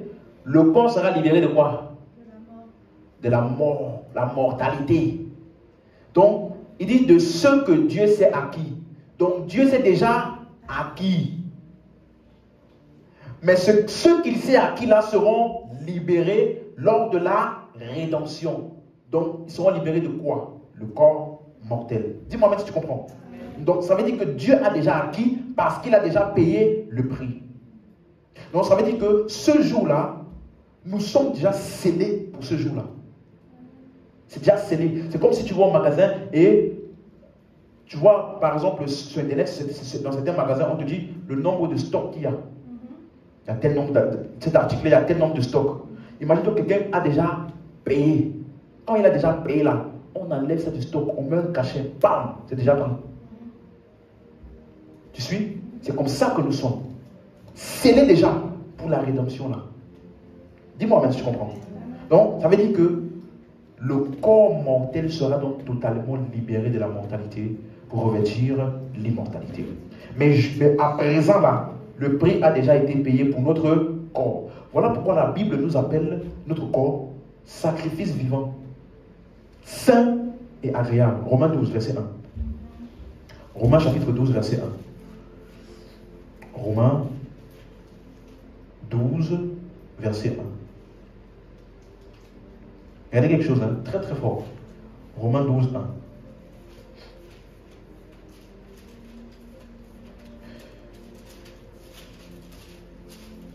Ok.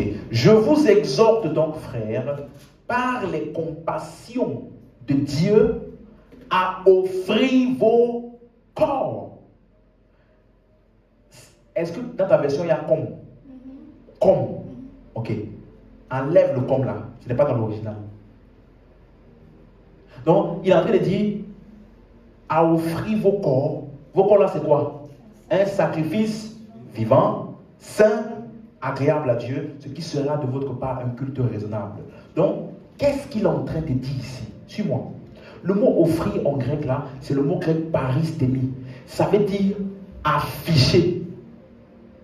Tu comprends? Afficher ouvertement, montrer. Ce n'est jamais utilisé pour quelque chose qu'on devient. Jamais. C'est utilisé pour quelque chose qui est, qu'on commence à afficher. Donc il est en train de dire que à chaque fois que tu vois et que tu traites ton corps de la même manière que Dieu le voit et le traite, c'est ça l'adoration. C'est ça le culte raisonnable. Ça devient le véritable service. À chaque fois que tu dis et que tu reconnais, mon corps est saint. Donc, il est pour la gloire de Dieu. Et tu commences à fonctionner à ce que tout ce que ton corps fait est uniquement pour ce qui va glorifier Dieu. C'est ça qui est la véritable adoration et le véritable service. Quelqu'un comprend? Donc ton corps est déjà saint. Ton corps est déjà le temple du Saint-Esprit. Ce n'est pas ce que tu fais qui va rendre ton corps le temple du Saint-Esprit.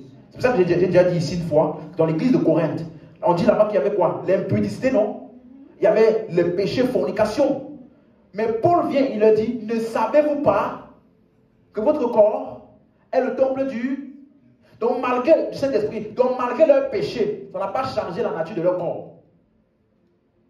Le corps là est quand même le temple du Saint-Esprit. Voilà pourquoi on dit attristé par le Saint-Esprit. Donc si toi, le frère ou la soeur, tu vas pour faire la fornication, le Saint-Esprit va là-bas avec toi. Oui. C'est pourquoi tu ne peux jamais être heureux en faisant ces choses. Dis-moi amen.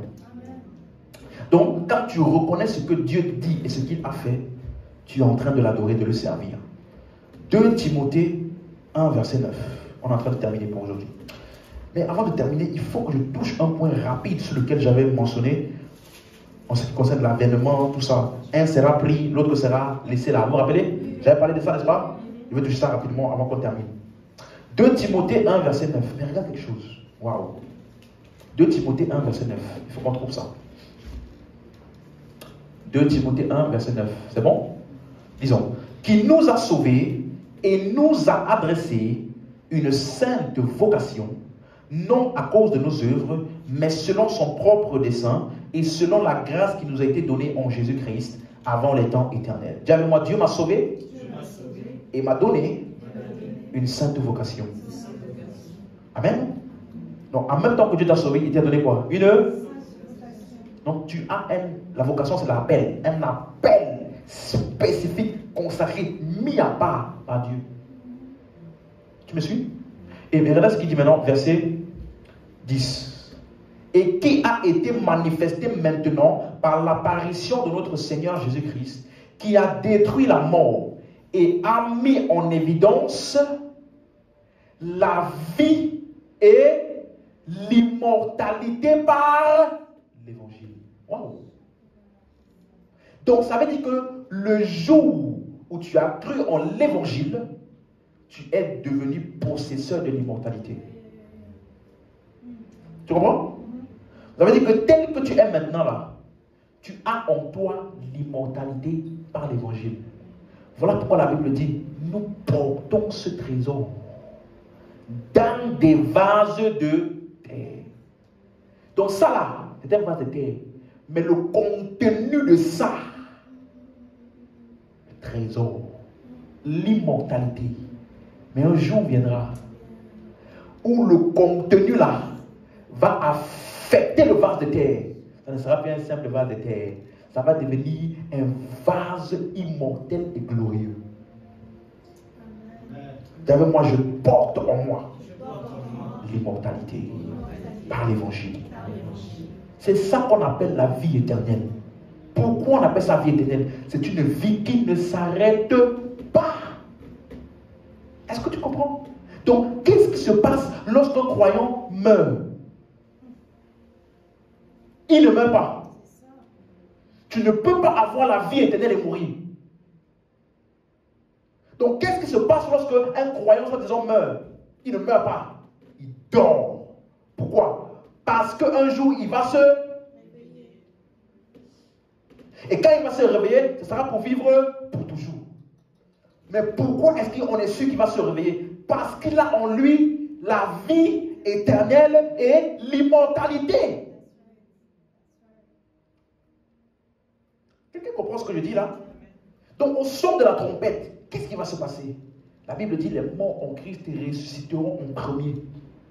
Donc le son de la trompette là sera un signal pour la vie éternelle qui était en eux et qui attendait simplement d'être complètement relâchée et déployée. Et donc la Bible dit les morts en Christ ressusciteront en premier. Et nous qui serons restés vivants, nous serons changés. Encore immortels. On a dit en un clin d'œil. Nous entendons ça. Tiki, j'ai fini. En un clin d'œil. Tandis que les incroyants seront jugés pour la seconde mort. Devant le grand trône blanc. Est-ce que tu comprends? Est-ce que c'est clair? C'est ça que Paul parle dans 1 Corinthiens 15. 1 Corinthiens 15, 26. Amen. Quelqu'un suit bien? Ah, ok. 1 Corinthiens 15, 26. C'est bon? Oui. Le dernier ennemi qui sera détruit, c'est qui? La mort. Quand est-ce que ça va se produire? Hein? Allô? Quand est-ce que la mort sera détruite? Dernier ennemi.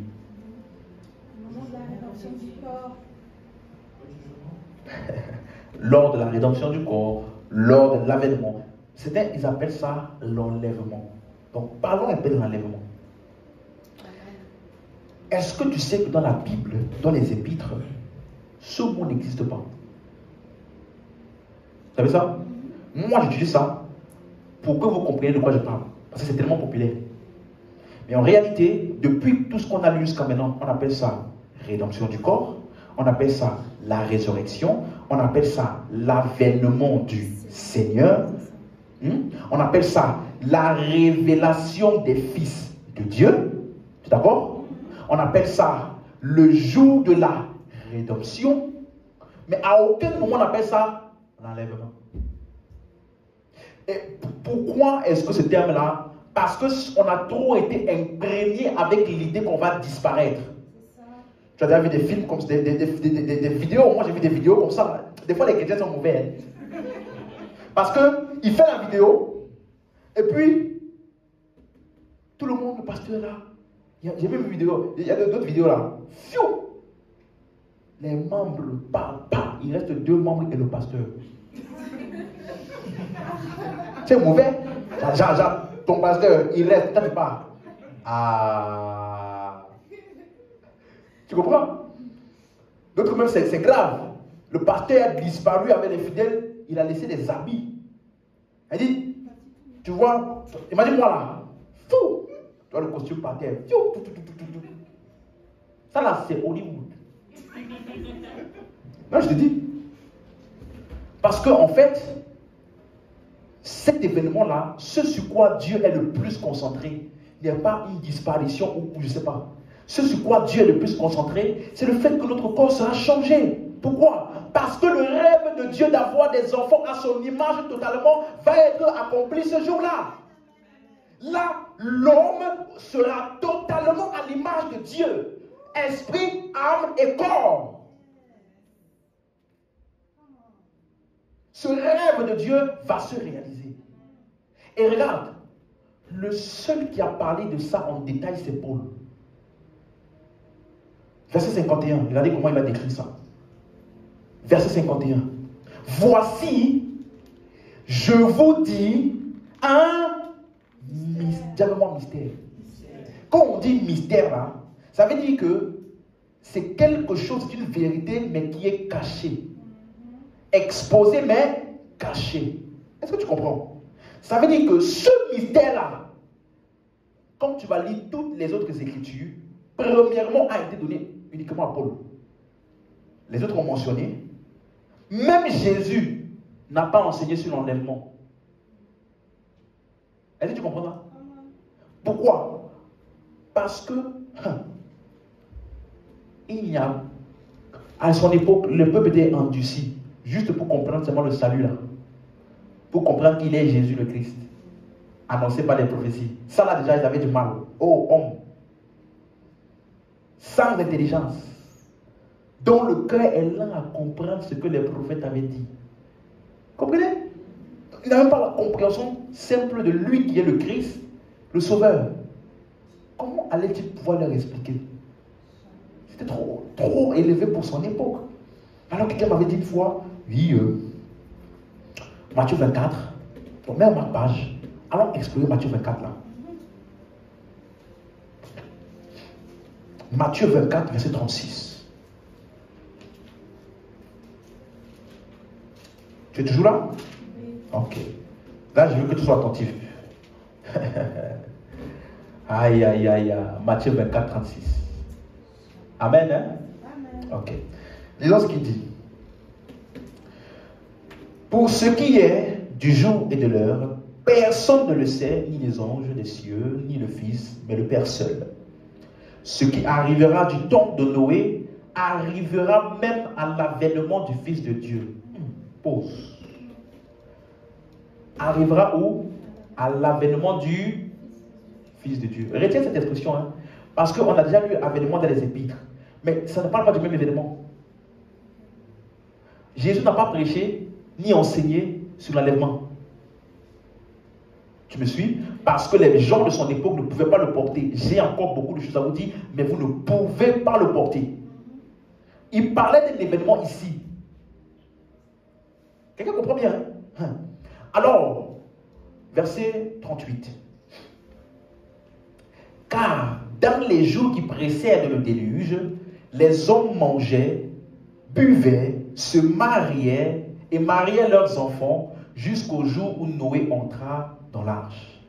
Et ils ne se doutèrent de rien jusqu'à ce que le déluge vint et les emporta tous. Il en sera de même à l'avènement du Fils de l'homme. Dis Amen. Amen. Donc, en plus, quelqu'un m'a envoyé une vidéo de quelqu'un qui parlait de ça. L'avènement du Fils de l'homme, l'avènement de Noé, parce que au temps de Noé, ici là, il utilise l'histoire de Noé, mais pas pour parler de l'enlèvement. Il parle d'autre chose. Il dit qu'en ce temps-là, les gens mangeaient, ils buvaient, se mariaient et mariaient leurs femmes. Il n'y a pas de mauvais dedans.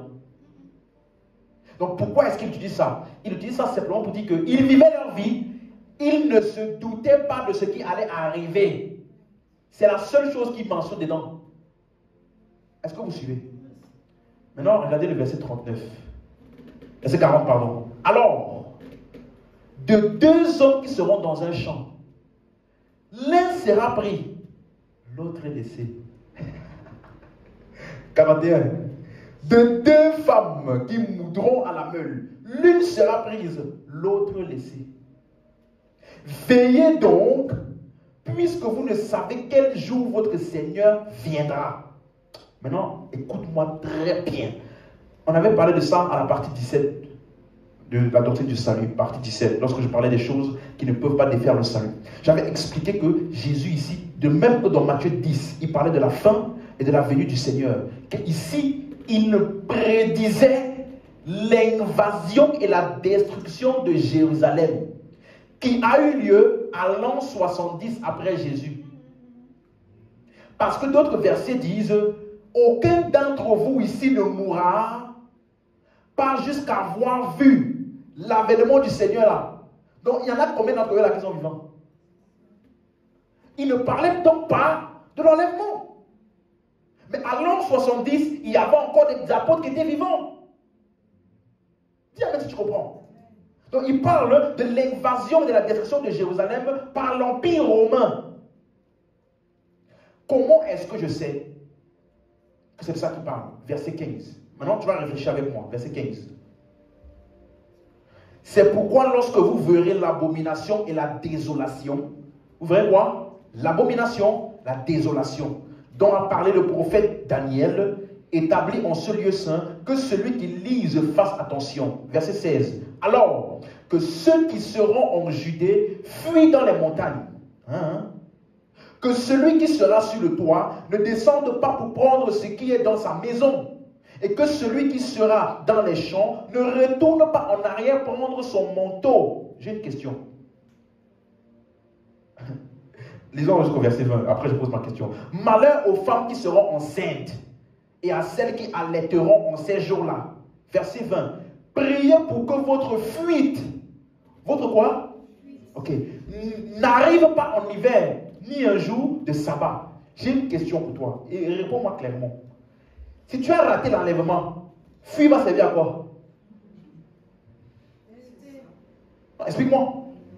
Tu es à Jérusalem, tu as raté l'enlèvement, tu fuis pour aller en Judée. C'est là-bas là. Tu vas rattraper le train en cours. En quoi est-ce que la fuite te permet d'échapper au jugement de l'avènement du Seigneur là? Tandis qu'ici, il est en train de décrire un chaos. Vous suivez?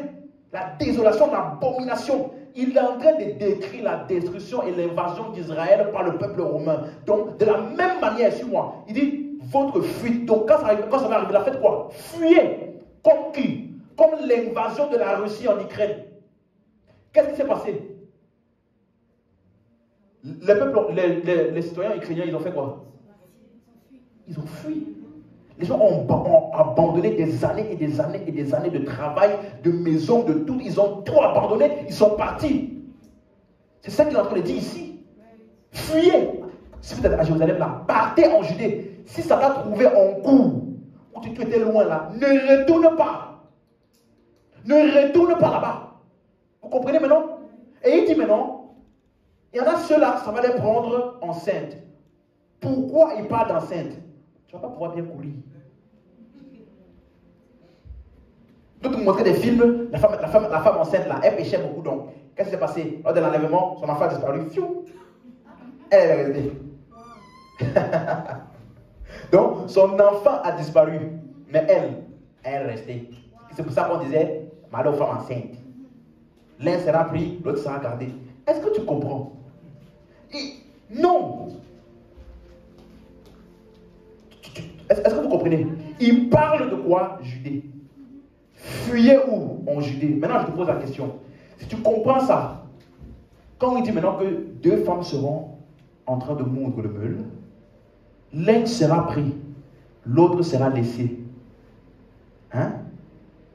Entre les deux là, celui qui est pris et celui qui est laissé, qui est béni? Celui qui est laissé. Tu as compris? Ouais. Parce que celui qui a été laissé là, il va échapper à la captivité et à la mort. L'un sera pris, capturé, et l'autre sera laissé. Ce n'est pas l'autre va disparaître, fiou, et l'autre va rester. Non. Cette pensée-là ne peut pas être vraie. Verset 21. Regardez. Car alors la détresse. La détresse sera si grande qu'il n'y en a point eu de pareille depuis le commencement du monde jusqu'à présent, et il n'y en aura jamais. Et si ces jours n'étaient pas abrégés, personne ne serait sauvé, mais à cause des élus. Ces jours seront abrégés. Les élus, c'est qui? Les croyants qui sont dans cette ville-là. Ces jours vont être abrégés. Est-ce que vous comprenez? Et donc, quand on dit personne ne serait sauvé, ce n'est pas sauvé du péché. Personne n'allait pouvoir échapper à la mort. Est-ce que quelqu'un comprend ce que je dis là? Donc, ceux qui sont en Judée, fuyez vers les montagnes. Pourquoi? Pour échapper à la tyrannie. Si tu rates l'enlèvement, fuir va servir à quoi? Tu as déjà raté. On va plutôt dire pleure. C'est fini. Et beaucoup utilisent ça pour parler de quoi? La grande tribulation. Parce que selon eux, après que Jésus va enlever son église, il y aura la grande tribulation. Mais s'il y a la grande tribulation après que Jésus a enlevé son église, alors les gens là, ils vont être sauvés comment? Ils vont être sauvés comment? Non, il y a quelque chose qui n'est pas clair. Dieu ne fait exception de personne. Tous doivent être sauvés par la foi à l'évangile. Pas certains vont être sauvés, d'autres disent au prix du sang. Donc, on va te tuer là. c'est là-bas, mais moi, à mon époque là, mais frère, tu vis ta vie comme tu veux. Et puis tu sais que dans tous les cas, tu vas mourir, non? Donc tu attends la grande tribulation et puis tu meurs là-bas, donc dans tous les cas, tu es sauvé. Puisque en mourant dans la grande tribulation, tu seras sauvé. C'est ça qu'ils disent. Non. Ce n'est pas de ça qu'ils parlent. Donc ça ne parle pas de l'enlèvement. Est-ce que tu suis? Maintenant, je vais t'expliquer c'est quoi l'enlèvement. Tu es prêt? Qu'est-ce qu'on appelle l'enlèvement? Tu vois maintenant, Bible est écrit clair, l'enlèvement là, la révélation de ça. 1 Corinthiens 15, 51, revenons. Donc il a dit que je vous dis un mystère. Ouvre aussi en même temps dans... Non, allons-y pas avant. 1 Corinthiens 15, 51.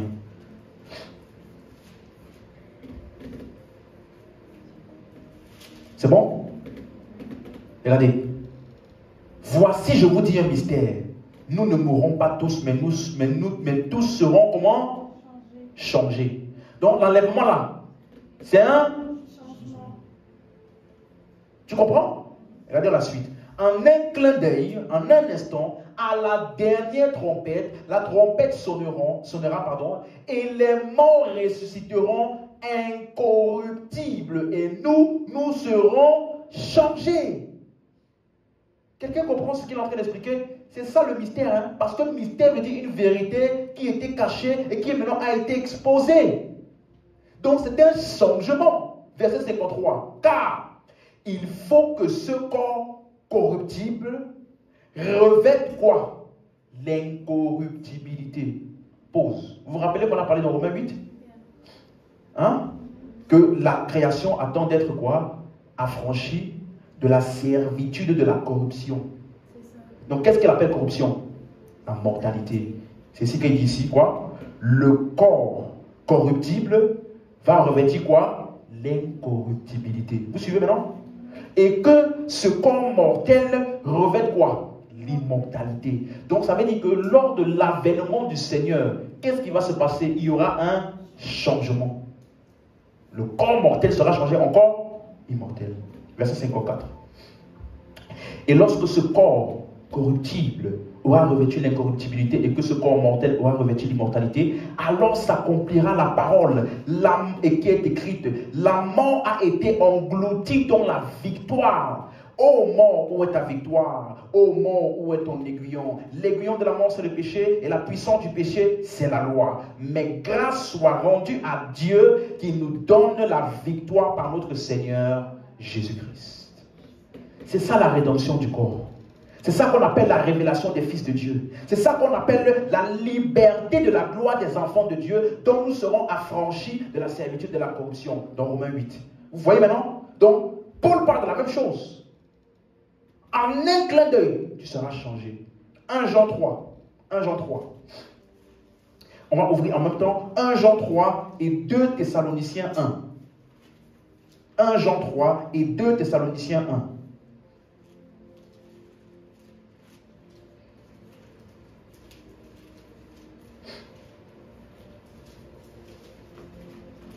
« 1 Jean 3, verset 1 à 2.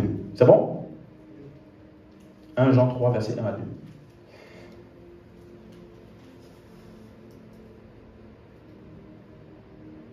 C'est bon? Ok.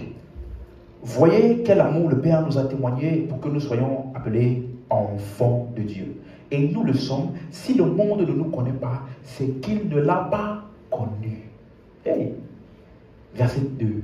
Bien-aimés, nous sommes maintenant enfants de Dieu. Dis-le moi, je suis maintenant enfant de Dieu. Ce n'est pas une réalité future. Est-ce que tu comprends? Mais il va te donner maintenant un détail. Et ce que nous serons n'a pas encore été manifesté. Vous avez compris? Donc il y a une manifestation que nous attendons. Bien que nous soyons maintenant quoi? Fils de Dieu. Mais il y a une manifestation que nous attendons. Il explique. Mais nous savons que lorsque cela sera manifesté, nous serons semblables à lui parce que nous le verrons tel qu'il est. Donc, cette manifestation fera en sorte que tel que Jésus est, esprit, âme et corps. Nous serons pareils, esprit, âme et corps. Mais pour l'instant là, nous sommes quoi? Tel il est, tel nous sommes. Où? Dans l'esprit. Mais dans ce jour-là, nous serons en tout point semblables à lui. Dis Amen si tu as compris. Est-ce que vous comprenez? Donc, il parle d'une manifestation. Mais maintenant, de quelle manifestation s'agit-il? Est-ce que je peux dire ici qu'il parle de la révélation des fils de Dieu? Ce qu'on appelait tout à l'heure la révélation des fils de Dieu dans Romains 8. Donc, il dit que lorsque cela sera manifesté. Quelqu'un a la version second 21? Verset 2 là. Bien-aimés, nous sommes maintenant enfants de Dieu, et ce que nous serons un jour n'a pas encore été révélé. Mais nous savons que lorsque Christ apparaîtra, nous serons semblables à lui, parce que... Lorsque le Christ fera quoi? Apparaîtra. Donc, c'est un enlèvement ou c'est une apparition? Donc, est-ce que tu comprends? Le Christ apparaîtra. Mais je me suis posé la question, comment il va apparaître? Il va apparaître où? Toi, tu penses que Jésus va venir. Finalement, celui qu'on attendait, me voici. Ça, c'est ce que tu penses. C'est ce que tu penses. Rappelle-toi, on a dit que nous serons semblables à qui? Hein? Donc, qui va apparaître? Attends. Le Jésus qui va apparaître là, il est où? Actuellement, il est où? Donc, comment il va apparaître? Où va-t-il apparaître? Au cas où tu n'as pas compris là où je t'amène, 2 Thessaloniciens 1, 10. 2 Thessaloniciens 1, verset 10. Et là maintenant, là, pour ne pas qu'on dise que c'est le pasteur. Attends.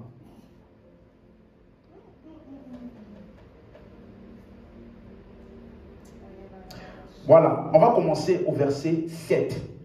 Pour ne pas qu'on dise c'est le pasteur, je veux que quelqu'un lise. Quelqu'un peut prendre ça? 2 Thessaloniciens 1, verset 10. Verset 7, pardon, on commence au verset 7. Non, version lui, c'est bon. Et de vous donner, à vous qui êtes affligés, du repos avec nous. Lorsque le Seigneur Jésus apparaîtra du ciel avec les anges de sa puissance. Ok. Le Seigneur Jésus apparaîtra d'où? Du ciel. Il va faire quoi? Apparaître. Tu es d'accord, non? Donc, quand tu lis apparaîtra du ciel, certaines personnes pensent que le ciel c'est là-bas.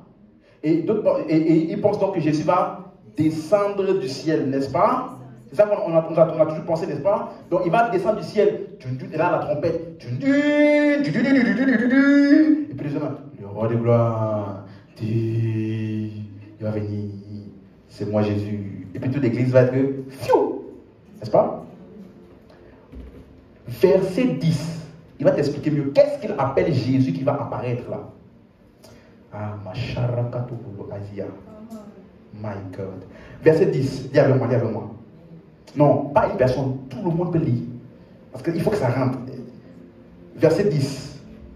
Lorsqu'il viendra. Pour être en ce jour-là. Glorifié dans ses saints. En ce jour-là. Glorifié où? Non, c'est pas fini. La suite est où? Ah! Donc, il va être admiré. Où?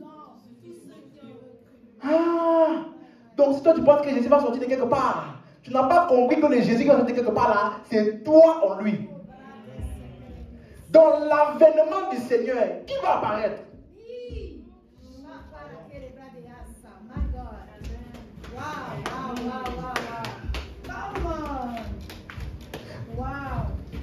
Écoute-moi, le changement là de ton corps va te rendre tellement exactement comme Jésus, que Jésus est glorifié dans ses seins et admiré maintenant. Donc en fait le Jésus qui va être admiré là, ce n'est pas laisse la photo de Jésus qu'on t'a montré là quand tu es là, laisse ça, oublie ça, ce n'est pas Jésus, c'est un comédien. Tu m'as suivi? Le Jésus qui va être admiré là, c'est exactement ton corps glorifié, uni exactement comme Jésus. Et nous tous là, on sera exactement comme lui.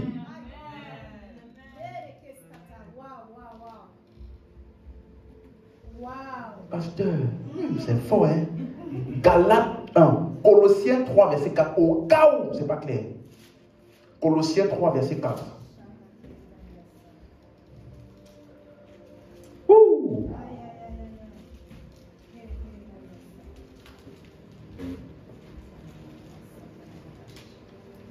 Colossiens 3, verset 4. C'est bon? Quand Christ, votre vie, va faire quoi? Paraîtra. Mais comment il va paraître? La suite. Alors, vous, dans la gloire, qui va paraître?